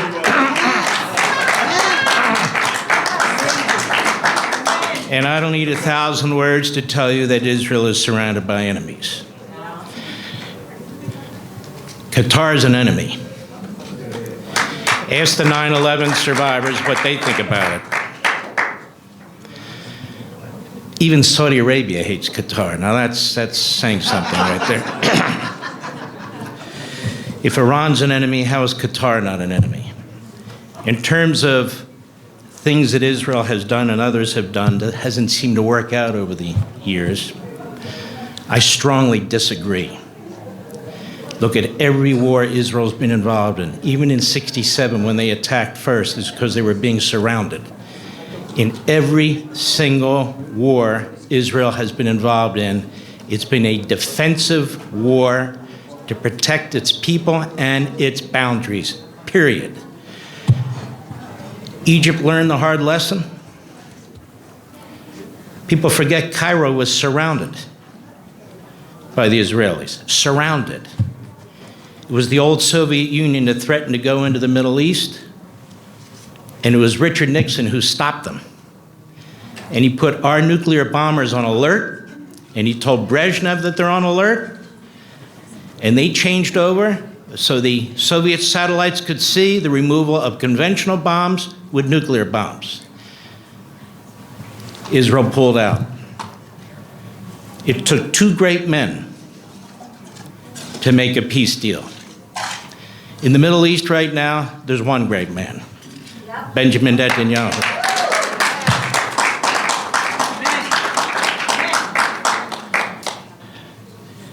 Two-state solution? Jordan is the two-state solution. But this isn't what I'm here to talk about. Anti-Semitism. There's no confusion between anti-Semitism and Zionism. There are anti-Semites. They are full-throated. They've got microphones. They've got platforms. And that's what I want to talk to you about today. Countries like Qatar, countries like Turkey, Erdogan won't even talk to Netanyahu. So I don't know where that's coming from, to be perfectly honest with you. And I can go down the list, but I don't have enough time. The fact of the matter is that you have these Muslim countries that are spending billions of dollars to influence the West, and they are succeeding. You have open borders in the West, and we had them in the United States, and you still have them in places in Europe, in which imams and so-called Islamist scholars have talked about revolution by immigration. I will tell you the truth. The second Muslim crusade is underway right now. All you have to do is look at the numbers. You can pretend it doesn't happen. I don't pretend. I tell you the truth. That's why the government, the Prime Minister of England is a quisling. That's why the President of France sides with Hamas. That's why things are taking place that didn't take place 10 years ago in Europe, and they're taking place now. That's why things that are taking place in our colleges and universities, in New York, in our major cities in LA, and other places are taking place right now. Not because there's some misunderstanding. And I want to say this to the Jewish people. I don't care if you're Reform, Conservative, Orthodox, you don't know what you are, you're transitioning, your head's up your ass, I don't care. If we act like this is the Second Temple, the result's going to be the same. What do I mean by that? The Jews were fighting with each other behind the temple when the Romans were laying siege to the temple. They were fighting with each other for 5 years. And then finally, when it was too late, they realized there was an enemy. It was too late. And history was changed. We go to the Western Wall, it used to be called the Wailing Wall, for a reason. Now we pray to the wall of the temple that was destroyed by the Romans. We like to talk about the Jews survived. We survived the Babylonians and the Persians and the Romans and Hitler. Those are past generations who fought like hell. You want to know where Jews fight? In Israel. Here in the United States, too many sit back, cheer. Well, I'm not sure about Netanyahu. I'm not sure. Mandami seems okay. Suicide. Absolute suicide. I can tell you the most pro-Israel person in the Trump administration is Donald Trump. It's true. I've talked to him. He's my friend. Other people have talked to him as well. As to the idea, what's the end game? I've written about this end game stuff. It's very interesting. Humanity doesn't have an end game. Humanity exists. Countries are different. There's no end game. You can't have 5 people put together an end game and then impose it upon people. It doesn't work that way. You know who thinks like that? You know who wrote like that? Marx. We're going to have a workers' paradise. 100 million dead later. There's no such thing as a workers' paradise. What does that even mean? If you don't understand humanity, if you don't understand human nature, then you think you can put together a piece of paper and forever create with Turkey, with Syria, with this, with that, this is the way it's going to be. You do the best you can. But the end game is we support our allies and our allies support us, one generation to the next. That we outbuild our enemies, that we outthink our enemies, that we outarm our enemies, that we use technology to be ahead of our enemies. We can't predict what's going to happen 50 years from now. Nobody can. And we can't ensure what's going to happen 50 years from now. And the idea, to me, it's just a little me, when you have people signing, well, of course I agree to this, and they're terrorists. I don't even comprehend it, to be perfectly honest with you. In this country, it's not a debate over Zionism. They use the word Zionism to the Jew haters as a cover for Jew hatred. He's a Zionist. The inbred who leads Qatar kept using the word Zionist over and over again. He wouldn't say Israeli. He doesn't say Jews. Okay. Does it just sound like a man who wants peace? No. He's funded Hamas. He's the #1 funder of Hamas. He's got the leaders in the same hotels probably as Tucker Carlson and Neil Patel and all the other reprobates who were over there. And he's playing both sides. And if you actually study Islam, if you actually study what certain of their top scholars have said since the 1930s, especially in the 1960s, you know exactly what's going on. Exactly. And they even have given themselves a pass from the Quran. You can act like Westerners. You can deceive Westerners. Taqiyya. If the ultimate goal is to destroy the West. I've said repeatedly, on TV, on radio, I don't hide this stuff, Islam is incompatible with a constitutional republic. It's not compatible. I am not talking about, one of my best buddies is Zuhdi Jasser. He's Muslim. He makes the case, he's written a book, he's written many books, and he explains, and he's not the first, he won't be the last, and there are many.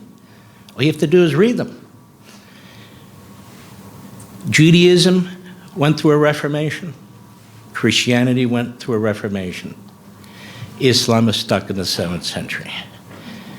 That doesn't mean all Muslims are. But when you look at some of the most prosperous countries in the world, in the Middle East, they're run by Islamists. Notice we don't talk about some of the countries that are run by Muslims, particularly that are not in the Middle East, that are moderate countries, that are allies with us. And we do share intelligence with, and we do share military with, and that's a good thing. But I'm not talking about them. 2 minutes? 1 minute. I'm not talking about them. They're not a problem. They're allies. That's great. The way you deal with the Middle East is deal with reality. You don't deal with pretend. And I think the President of the United States deals with reality. And people can put together as many overall peace plans, what's your end game, and all the rest as they want. The fact of the matter is, Israel can make no mistakes, period, or it loses enormous number of people, and it can lose its nation. I want to thank you. Thank you. God bless you. I'd like to bring Chen Schimmel, photojournalist, who documented the searing tragedy, loss, and pain of the events of October 7th in her forthcoming book, October 7th, a photographic exhibition, which captures both the tragedy and the resilience of the people of Israel, bringing together powerful photographs personal testimonies, chilling reflections, and words from survivors, families, and others whose lives were forever lost. Please come forward, Chen. Thank you.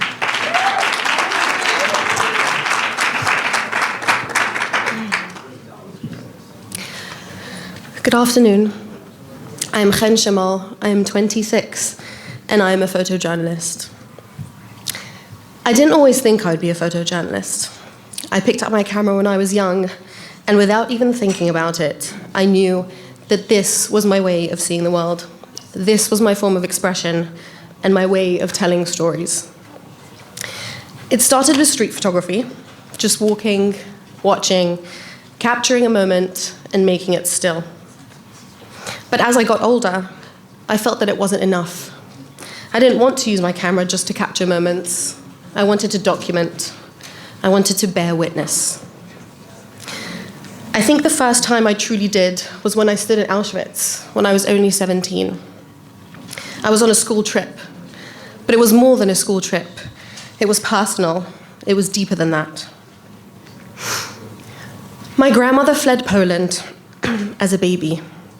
Her family escaped into Russia with nothing. Her father fought with the Russian army against the Nazis. His parents and all 8 of his siblings were murdered. He was the only one left. My grandma means the world to me. I've always been close to her. She once spoke 14 languages. Today she is 87, and she speaks none. She has lost her ability to speak, yet mind and heart are still fully there. I sit with her, I read to her, I hold her hand, I watch her try to communicate with her eyes, and it breaks something inside of me because I know how much she carries and how much she can no longer say. So when the sirens rang on October 7th, I knew I had to go. We were all together at my parents' house. The sirens went off early in the morning. I remember my younger brother, Ami, who had just drafted, running into the safe room after grabbing his phone, saying, "Dead bodies, dead soldiers' bodies everywhere." We didn't understand what he was saying until the day went on and on and on. My older brother Yishai left immediately to fight in Kibbutz Be'eri, and my brother Ami left his base that afternoon. As I watched my brothers leave one after the other, I knew I couldn't sit still. I had to go and witness, to document. Getting down south at the time wasn't simple. It wasn't easy. The roads were closed. The army was locking everything down. I didn't have the right gear or clearance. But my father volunteered with Zaka. And when I found out that he was going, I knew that that was my way in.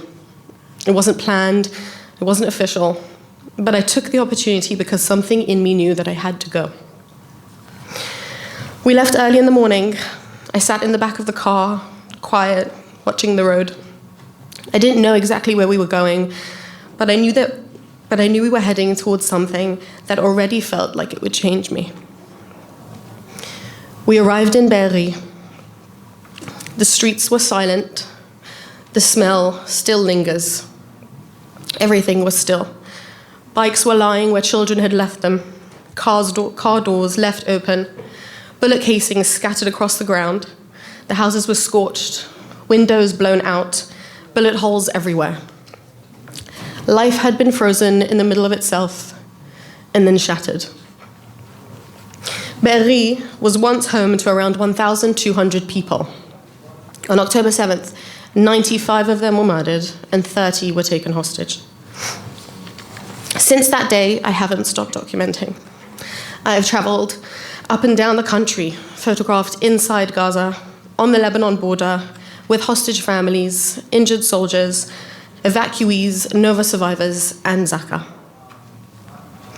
Amidst the pain and the darkness, I was surprised to discover a quiet hope, an unshakable resilience of our people, a nation that refuses to be defined by what tried to break it. Earlier this year, I spoke at the Jerusalem Post Conference in New York. I spoke about a book I was quietly working on, a book that would hold so much of what our people have lived through since October 7th. That book is now out, and it is called October 7th, Bearing Witness, and all proceeds go to soldiers living with post-trauma.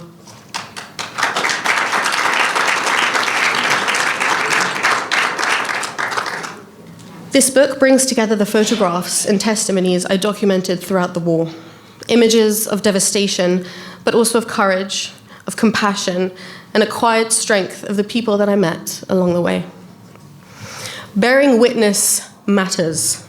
These stories, these images, these testimonies must be carried forward, and they must never be forgotten. For anyone who would like to see the book, it is on display just outside. Now, let me bring you into two photographs from the book, two stories that have stayed with me, two moments that show what it means to bear witness to both tragedy and triumph. Both took place in Be'eri on two separate occasions, but together they hold what the past 2 years have been for me. The first photograph is the story you see beside me. I named it Holy Work. It was taken just a couple of weeks after the massacre. It shows a Zaka volunteer on his hands and knees, carefully collecting blood from the floor of a home where an elderly man was bludgeoned to death. Gathering blood with such care and reverence is an act of ultimate respect. Holy Work, for me, is one of the most profound and heartbreaking photographs I have captured, because it doesn't only show the horror of what happened, it shows what we do in response, the humanity, the strength, and the sacredness of this work. There is a stillness in this photograph, and yet at the same time, it screams so very loudly. That is what this photograph represents to me, the sanctity of every life and the courage to honor it, even in its most shattered state. This photograph was named Israel's Photo of the Year in 2024. The second story took place in December 2023, 2 weeks before Hanukkah. I had gone back to Be'eri.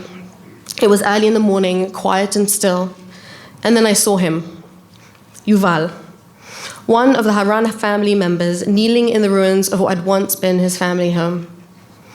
On October 7th, his father had stood in front of the safe room holding a kitchen knife.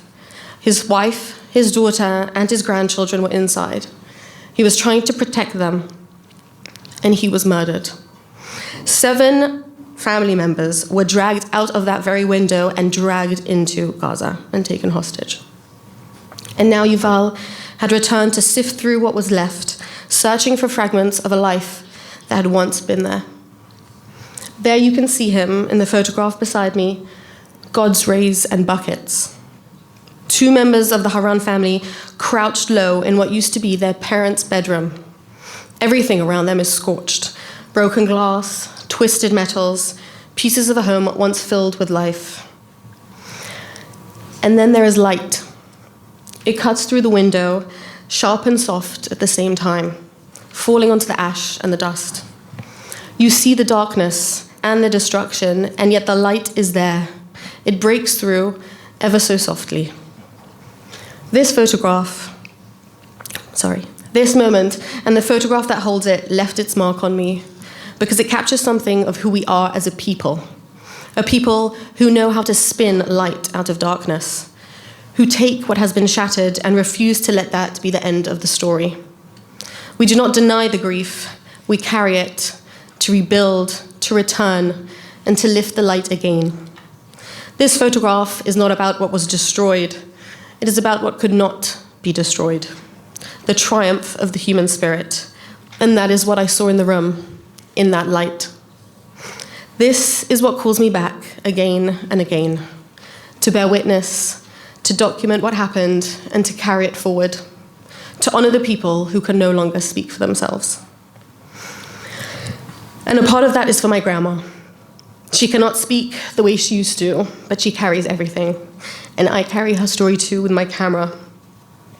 We are here today, just days before Hanukkah, a festival of light emerging from the darkness,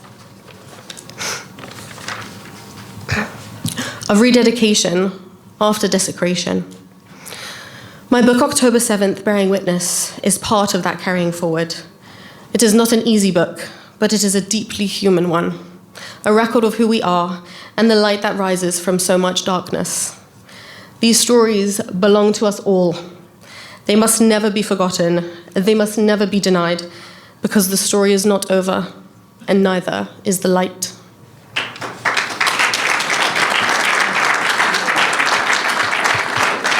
I'm coming from the bed linen business. That's what I do for years. And on October 7, actually here was October 8, I heard the news and I felt that I can't just go on with life like nothing happened, just to give a sigh and to move on. So I was looking around, and being that my brother is a 29 years volunteer of Zaka, I couldn't find a better organization to dedicate my time, effort, and the connections that I built over the years to join. That's a pretty big leap between not wanting to take a sigh of relief, a sigh and move on, and taking on this role. Zaka volunteers are exposed to trauma repeatedly. From October 7th, its aftermath, other crises around the world as well, not just in Israel. What unique psychological challenges does this create, and how do you keep your teams functioning emotionally? Till October 7, it was mandatory for every member that when he comes back from a call, could be a car accident, could be a murder, suicide, anything that has to do with casualty, to stop at the office, to talk to a therapist, and then to go home. But October 7 was a whole different level. They were exposed to things that no one ever was exposed. So much so that in some houses, in the Gaza envelopes, only volunteers that has at least 10 years on their belt with Zaka were allowed to go in. Only volunteers that had 10 years of experience were allowed to go in. Yes. That's how severe it was. Yes. So we saw the need, and we hired a top psychologist to head the resilience department, to head a unit that's specializing just in giving them mental support, different activities, workshops, etc. I'd like to call everyone's attention to make sure that everyone's with us here in this very sensitive, emotional interview. On the note of mental health, tell us about the development of Zaka's Resilience Center and how you plan to bring its mental health and trauma recovery model to first responders here in the United States. And I'd like you to tie this part in with something that's a really big accomplishment. Zaka signed a landmark agreement with the National Sheriff's Association here in the United States. Tell us how Zaka is bringing its expertise to the U.S.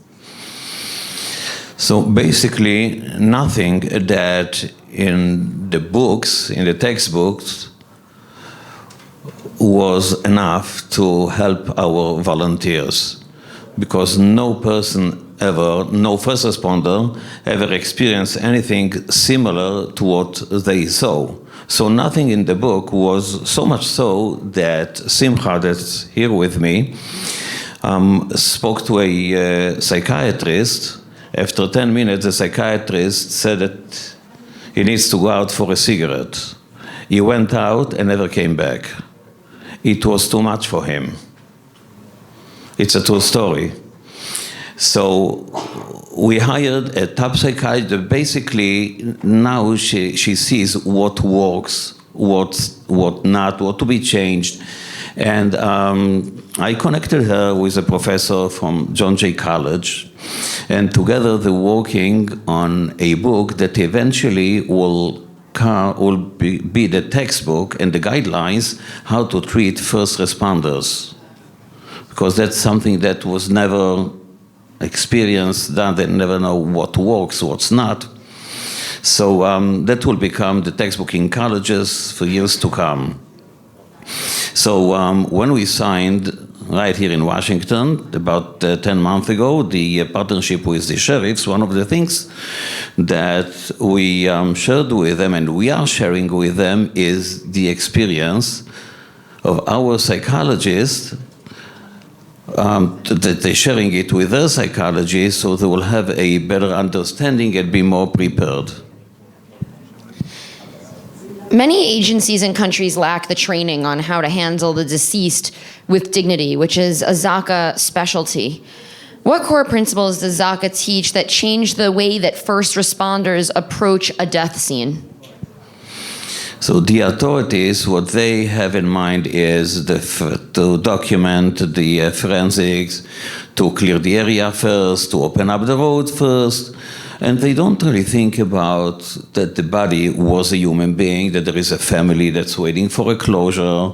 So that's what we bring to the table. We teach them about, first of all, about the Jewish tradition, how important every drop of blood and every piece of tissue is, so much so that people, volunteers, are risking their mental and physical health in order to collect them, bring them to burial. It means that there is something here. And also to make them more aware, to think about their families and everything around. So to know that there is a way not to compromise the forensics, but together with it, to keep the respect to the death. Such deep work. Zaka also provides this type of support for, not this type of support, but provides support for the families, like you mentioned, when an expert comes to deal with the body, that it's not just the body, it's spouses, it's children, it's parents who absorb the emotional aftershocks of each mission. What does that type of support look like for the family members? So the world says that behind every successful man stands a strong woman. The Jewish people say that behind every successful man stands a surprised mother-in-law. But in Zaka we say that don't shoot the messenger. But in Zaka we say that behind every volunteer there is a wife, a woman that when he comes home, traumatized, she takes his dirty and often smelly clothing, washes them, and gives him the warmth, love, and support he needs so he can go out over and over again. So we give the spouses workshops to make them aware of how to deal with PTSD, and many volunteers distancing themselves from the spouses during the process. So they get there, we send them on weekends, on workshops, separate and together, so the spouses will know how to deal with it. And also for the kids, every so often we give them a family getaway, families with therapists on site that will use the opportunity to teach them and to treat them. Has this been successful? Extremely. And that's also a model that we are sharing with the world. Your volunteers have witnessed some of the most difficult scenes in modern Jewish history, and I'm glad that we followed Chen's photo exhibit so that we could really understand this. After everything that you've seen, what gives you hope that these lessons can help build tomorrow today? Because that's exactly what we are doing. Today we are taking our experience from yesterday to build a better tomorrow. So the therapy, psychologists, the mental team will be ready. And even we share with them, because of the day off and the days after October 7th, Zaka volunteers had to deal with roughly 3,200 bodies, because our volunteers not only collected the bodies of the Jews, of the Jewish victims, also the bodies of the terrorists. And each one was documented and marked. So we had only minutes to work on each one because especially the first few days, bullets were flying, rockets were flying. So what normally can take hours at a crime scene, here we had about 3 to 4 minutes to mark each one and make sure that there's enough information that will help to identify. So we learned how to prioritize what's important, what to focus on, and that's what we are sharing with the world. Can you give us here at the Jerusalem Post-Washington Conference a little peek into something for the future of Zaka, maybe that hasn't been announced or something that you're working on? So what we're working on now is to spread the word, because after all, Zaka's mission is the honor of the deceased. So to share it, to teach the world about the importance, the holiness, so much so that, for example, I met with top FBI agents and I told them about it, and they said that now they have a much better understanding whenever there is a case that involves Jewish victims. They get a great deal of pressure from the community to release the body or not to perform autopsy. So now they understand where it's coming from. So one thing that we are now bringing to the world is how to take the technology, and in many, many cases, virtual autopsy can be performed instead of the traditional autopsy. So not to jeopardize forensic, to give the law the answers that they are looking for without jeopardizing the Kvod Hamet. Thank you so much. Can we have a big round of applause for this tzaddik?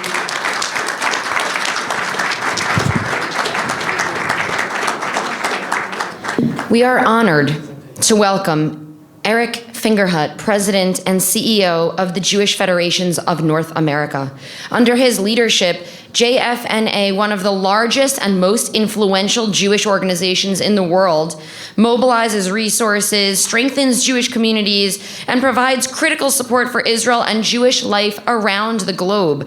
JFNA brings together hundreds of federations and communities across North America to advance humanitarian aid, bolster security, and respond swiftly in times of crisis. Can we have a warm welcome for him? Thank you. Thank you so much. We've had important talks today about the security of the State of Israel, and I thank those great leaders for their work. And we've had important talks today about fighting anti-Semitism around the world and America, and I thank those great leaders for their work. But as we stand here in the capital of the United States, and as I have the privilege of representing Jewish communities across the United States through their Jewish federations, and as a former member of the United States Congress myself, I have to address today what is one of the most fundamental responsibilities of government, and that is to protect the safety and security of people of faith when they come together in their communities of faith to worship and to gather. The freedom of religion upon which this country is based will be eroded permanently if people cannot gather safely because of harassment and threats. And yet that is what is happening today. Just in this year, 2025, 2 people killed here in Washington, D.C., not because they were employees of the Israeli embassy, the shooter didn't know that, but because they were a young couple attending a Jewish event at a Jewish institution. Jews firebombed on the streets of Boulder, Colorado, standing up, holding signs in support of the hostages that were still then held in Gaza. Synagogue events disrupted from New York City to Los Angeles and everywhere in between. And if we open the window a little wider and include the last 5 years, we have violent attacks in Muncie and in Jersey City and in Poway, California. And if we go even 7 years, we have the worst and most violent attack in the history of the United States of America at the Tree of Life Synagogue building in Pittsburgh. Now, we're doing our part as a Jewish community. We are.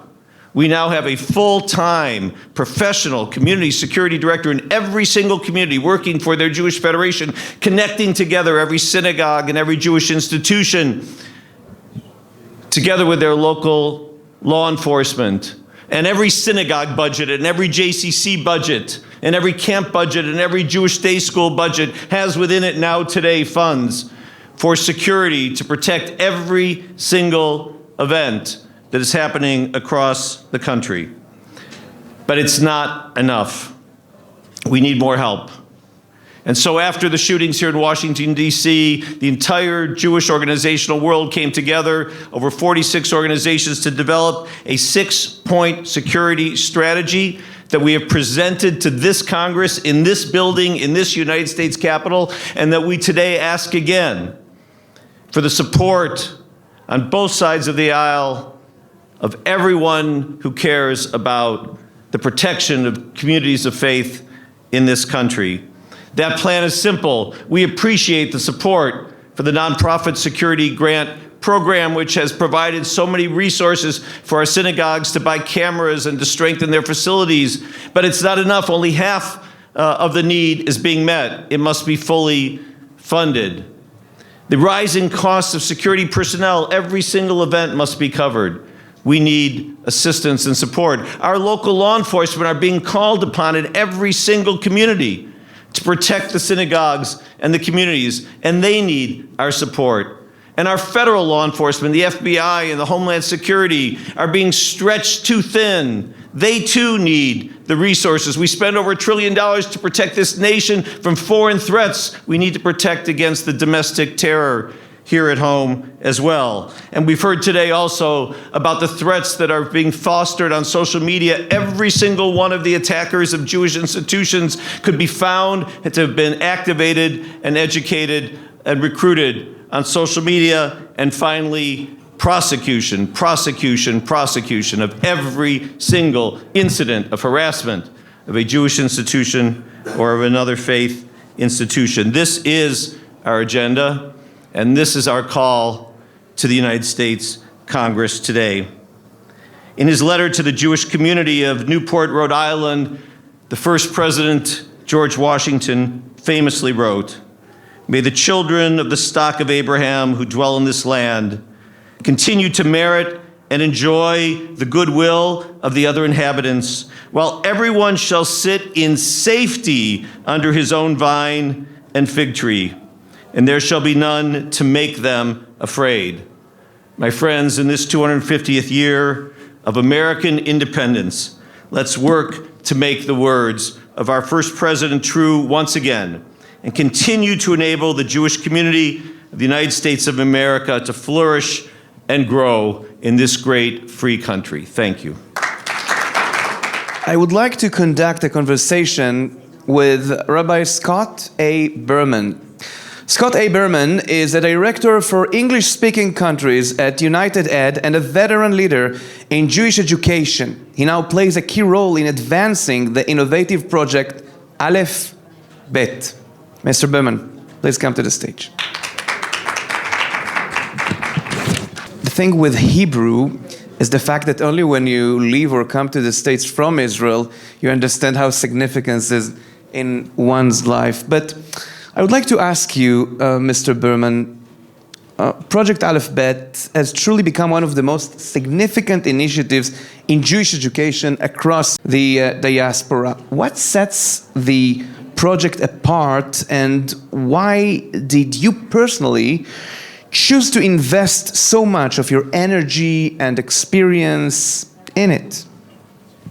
Thank you. First of all, if my mother was alive and here, she would correct you, calling me Mr. Berman. I'm a rabbi. Jewish education has been in my blood. I only made Aliyah 5 years ago. Up until then, I was a school principal, head of school in many different schools around North America, and did work in Australia as well. United, I need to give a little bit of background. United is an initiative of the Ministry for Diaspora Affairs and combating anti-Semitism. About 8-9 years ago, the ministry switched the question from what it was normally. It was, what can the diaspora do for us? And Naftali Bennett was the minister at the time, and he said, we have to ask, what can Israel do for the diaspora? And one of the areas was formal Jewish education. And that was how United came into being. And today, we continue to be funded by the ministry to support the work of Jewish day schools throughout the world. My particular assignment is English-speaking countries. Now, because the theme of this conference is the relationship between Israel and the U.S., I want to point out the Project Aleph Bet that you asked me about. The current minister, Amichai Shikli, said that we are facing another battlefield. We've talked about anti-Semitism throughout the entire conference, but there's another battlefield, and that is Jewish identity for our Jewish children. And the way to ensure that we have a strong Jewish identity is to ensure that there is a strong Jewish education that they receive. If you set aside the Haredi and modern Orthodox, there is less than 5% of our Jewish children that are being educated in Jewish day schools. Wow. If you compare that to other countries, Canada, 40%. 50%, 60%, 70%, and many of the other Maybe, countries. Rabbi, because it's so expensive? Or not just Well, that? expense is part of it, Yeah. for sure. There are a number of factors that, expense is a problem throughout most of the world, and yet the percentages are much higher. And so, Amichai Shikli said, let's invest there, because there's so much at stake.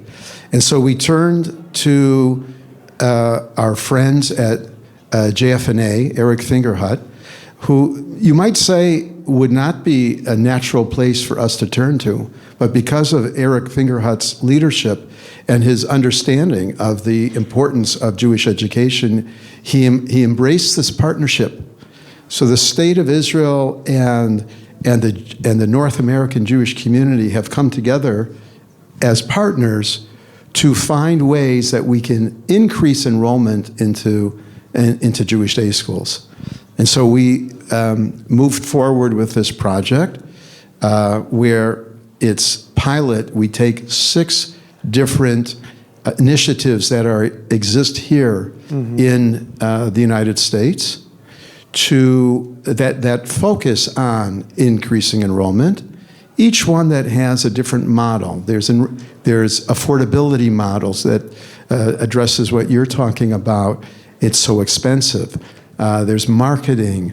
There is using early childhood as a gateway into Jewish day schools and such. And I can tell you that after the research that Rasav Consulting did to measure our success, that we've seen in 12 months that there has been an increase in the aggregate of all these projects that we are working with by 5% plus of increase in enrollment. Now, just to give you a sense of where that stands, during Corona, where we also saw an increase. So in one year there was a 2% increase, another year where there was 3% increase, and these efforts that we are doing together with our partners at JFNA, we have seen a 5+% increase. Wow, that's amazing. And those are really, really great data that you're providing us. And you start talking about the challenges, but how do you really go through those barriers and the partners of Aleph Bet? How do you help them overcome some barriers? Well, look, the barriers are. I'll go back to the issue of partnership. Yeah.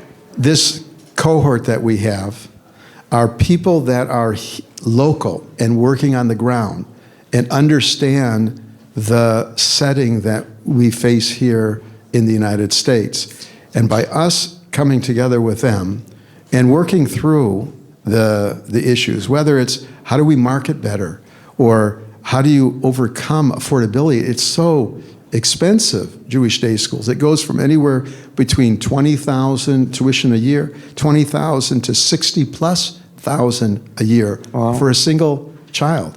How do you overcome that? How do we take advantage of children that are in Jewish early childhood programs and ensure that they go to the next step and they don't end at graduating preschool, but they continue on into a Jewish day school? We cannot lose the next generation. We cannot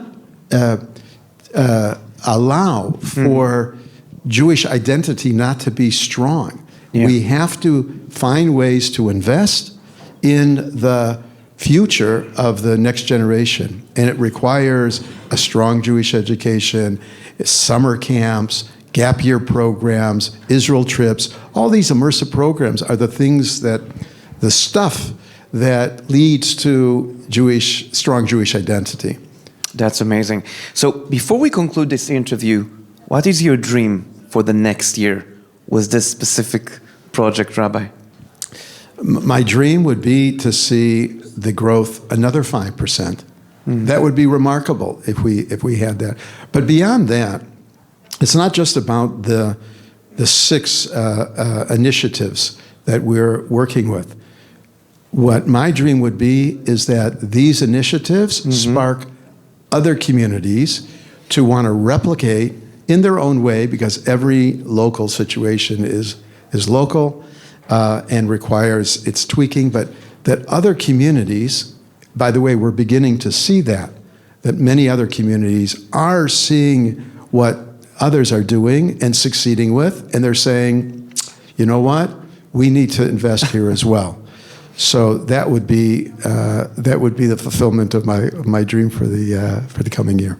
Thank you so much for being with us and contributing to this conference today, Rabbi Scott A. Berman. Now it was okay. Thank you so much, Rabbi. Thank you so much.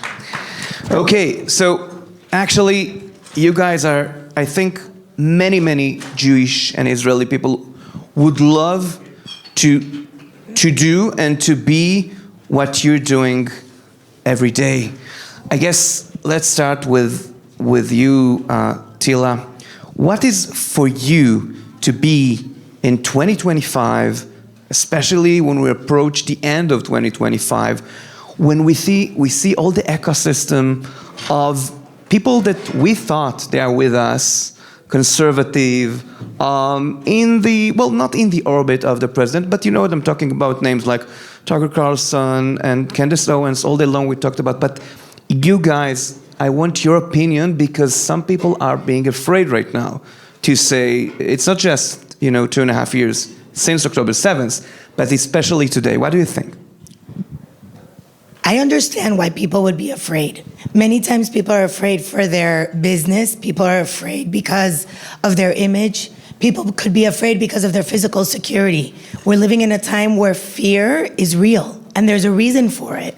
So being afraid is something natural, and I don't blame people that don't speak up. But the people that are speaking up are the people that, in my opinion, are the strong leaders of today. Now, in general, people like to say, as a Jew, and usually I don't like that statement, but as a Jew in America, we can't be afraid, because if we are afraid, then we lost the next generation. I believe that every single day people need to ask themselves what they can do for the community. It's a very famous statement that President Kennedy said, what can we do don't ask what you can, don't do what your country, ask what your country can do for you, ask what you can do for your country. For me, it's don't ask what Israel gives us. Let's see what we can do for Israel. And for many people, it means many different things. Some people wake up in the morning, posting on Instagram, and that platform is important because the people that are watching them are listening and care what they have to say. For other people, it may be getting up and going to work and influencing their environment. But the advocacy starts in your smaller ecosystem and then goes out into the world. And even if you don't have access to millions of followers on Instagram like Emily does, every single person could be making a difference in their own communities, in their own workplace, in their own city or state. And when you wake up in the morning, just wake up asking yourself how you can make a difference for the Jewish people, for the Jewish cause, and for the state of Israel. Because as Americans, and not just Jews, but as American Jews, we have a responsibility to connect our people to our country and to our homeland. And we as American Jews represent both. Yeah, so actually, the same question, by the way, I want to be a bit apologetic because of the fact that our generous host in the Capitol will soon be seething about us because there are things with time and everything. So I will ask you the same question, and please say what's on your heart. The mic is open, so please, Emily. Are you sure you really want what's in my heart? Well, you know, if it's a scandalous headline, we're journalists after all. Yeah. Unlike our generous Tila, which I didn't expect that answer from you, I very much resent and do blame people who don't speak out. Because when I usually ask them, why are you not speaking out? I usually get one of two responses. One of which is, it doesn't matter because it doesn't make a difference. Or the second is, I do business with either the country, the person, the group. And none of those answers to me are acceptable. Because when the Nazis came for the Jews, they didn't ask them questions other than, are you Jewish? Not, are you rich? Are you poor? Are you observant? Are you not? They didn't care. If you're a Jew, and you were hated the same. And what it shows me is that they're just selfish. Maybe they believe that they're exempt from speaking out. Maybe they think because, well, I don't really identify with my Judaism publicly. But what they fail to understand is while they're being silent, our enemies are very, very loud. They're not only loud vocally, they're very aggressive. And what we are doing essentially by staying silent, you're being complicit. You're helping them overpower us. So not only does it harm us for ourselves and our safety, but it also shows a message to society that we're very weak. You know, people like Tila, myself, yourself, we can't carry the weight of the entire nation. Ultimately, yes, there are leaders in the community, but we also are as strong as our weakest link, and we have so many weak links. Tila mentioned the as a Jew crew. Anyone who starts the sentence, and I mean online, with the as a Jew usually goes on to then criticize something about Israel. And they don't know how foolish they look. You know the term chickens for KFC? They are the sheeps to the slaughter. They're the first ones to aid the enemy. And the problem is maybe the lack of awareness. Maybe they don't realize that we are heading towards time that represent what pre-Nazi Germany looked like, and that scares me. So when the people say, well, it's not my job, unfortunately, they only wake up once it's too late and when tragedy strikes. Jonathan, what do you think? Because you know both the United States and Latin America. And do you feel the same, that even in the denomination or the group that we felt they are our friends here, something is shaking? Even if it's a minority, it's a loud one. Yeah, I mean, first I want to clarify, I'm not an influencer or a social media. But you're a filmmaker. I'm a filmmaker, yeah. I made a documentary called Soul of a Nation. I spent most of 2023 in Israel in the months leading up to October 7, chronicle the judicial reform and all the division that in many ways left Israel weaker and was part of the reasons why the tragedy occurred.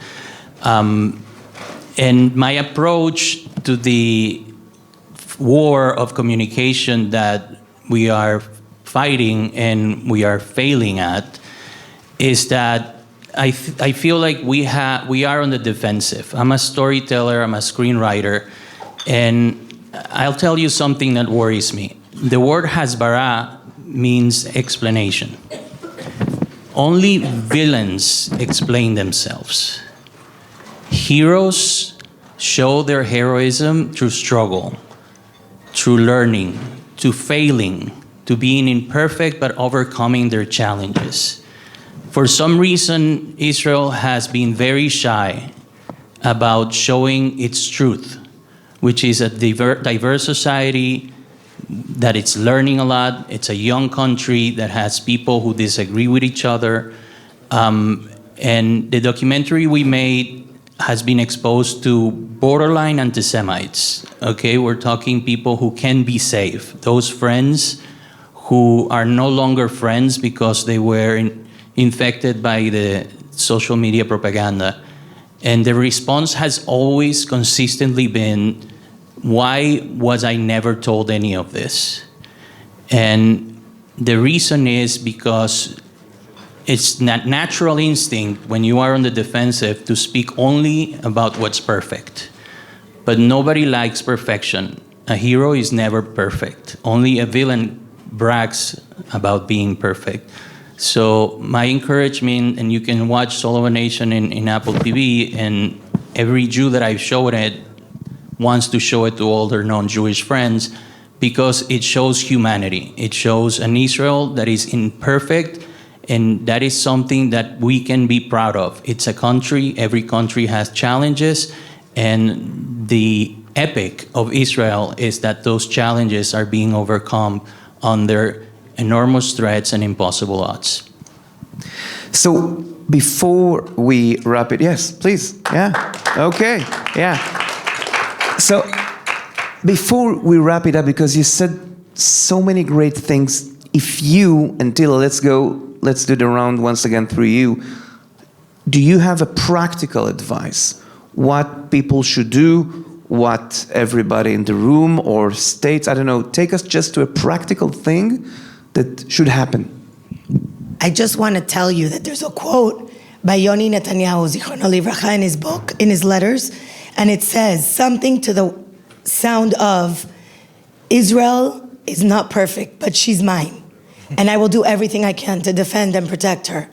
And that quote represents exactly what I'm about to say. Israel is ours. It's the one and only Jewish state. We have a responsibility to protect and defend her. And that means whether it is on social media, like Emily does so bravely, or if it means getting involved in politics, getting involved in supporting the people that were up here today, and making sure that they are still a voice for Israel, not just now, but in the upcoming elections. It means finding something that you are passionate about and getting involved with it. We heard from HaShomer HaChadash. He found something that he is passionate about and put his entire life's purpose behind it.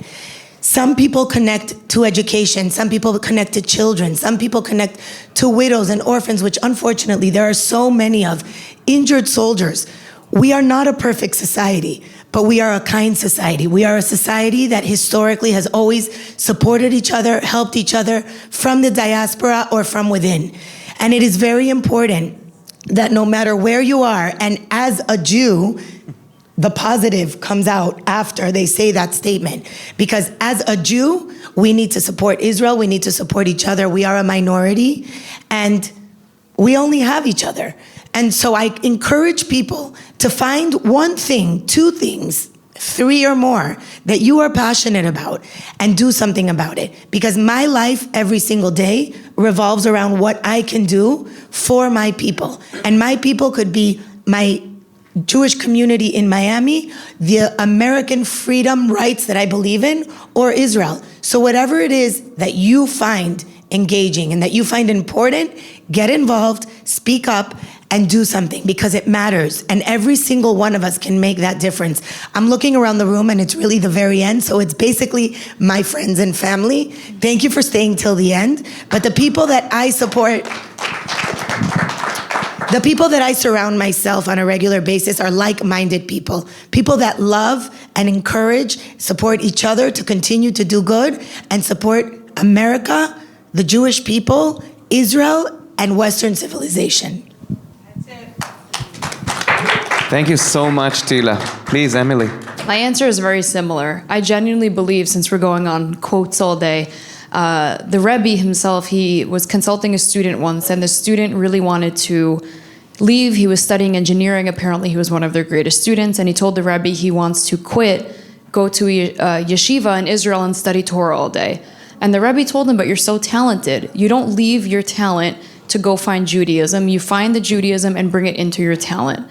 Now, I really resonate with that quote, and I live by that quote, because personally, I know my talents and hobbies go beyond sports, but I know that having this sports platform and the followers through being on television, even though right now it's only talking about sports and then I do advocacy online, I know I can make a great impact in a world of not like-minded people, in a world where arguably they hate us, where oftentimes I find myself being not only the only woman in the room, but the only Jew in the room. But I take that as a blessing. I look at it as an opportunity. And if I can do it, everyone else can. You don't have to have the followers. That's a bonus. If you do, you have a greater reach. But every person, especially people who came to this conference, people who might listen to us speak, they usually have a job. In that job, you have a sphere, and then you have influence. And it doesn't have to be all or nothing. You can't say, well, I don't have a platform, so there's no point of me doing it. If you change one person's mind, that one person might speak to another and another, and it's like a flame. Once you start that fire, it spreads. But if you don't feel that it's your obligation to start that fire, and everybody had that weak mentality, then we'd be doomed as a people. But I have faith that if everyone can encourage just one, and then the next, and the next, and the next, that effect will spread very positively and very far and wide. Thank you. Thank you so much, Emily. Jonathan, sign us off, please. Well, anti-Semites often talk about Jewish privilege. I'm going to tell you what is the real Jewish privilege right now. We are hated by the extremes on both sides. And that's a privilege because in times of polarization, the only superpower is to be able to stay in the center. And it's very easy to stay in the center when everyone else hates you. Enjoy it and use it because this society needs it. I saw my country, Venezuela, broke apart because of polarization. I saw what happened in Israel in 2023 because of polarization. And I think the United States is living in October 6th because of polarization. Let's be the voice that brings everybody together and make sure nobody listens to those who hate us. Thank you so much, Jonathan, Emily, Tila. Thank you so much for being with us. Shanna, please. Idan, thank you for taking us through those excellent panels. You are absolutely right. They were wonderful. Ladies and gentlemen, as we conclude the Jerusalem Post Conference, the first annual here in Washington, yes, round of applause.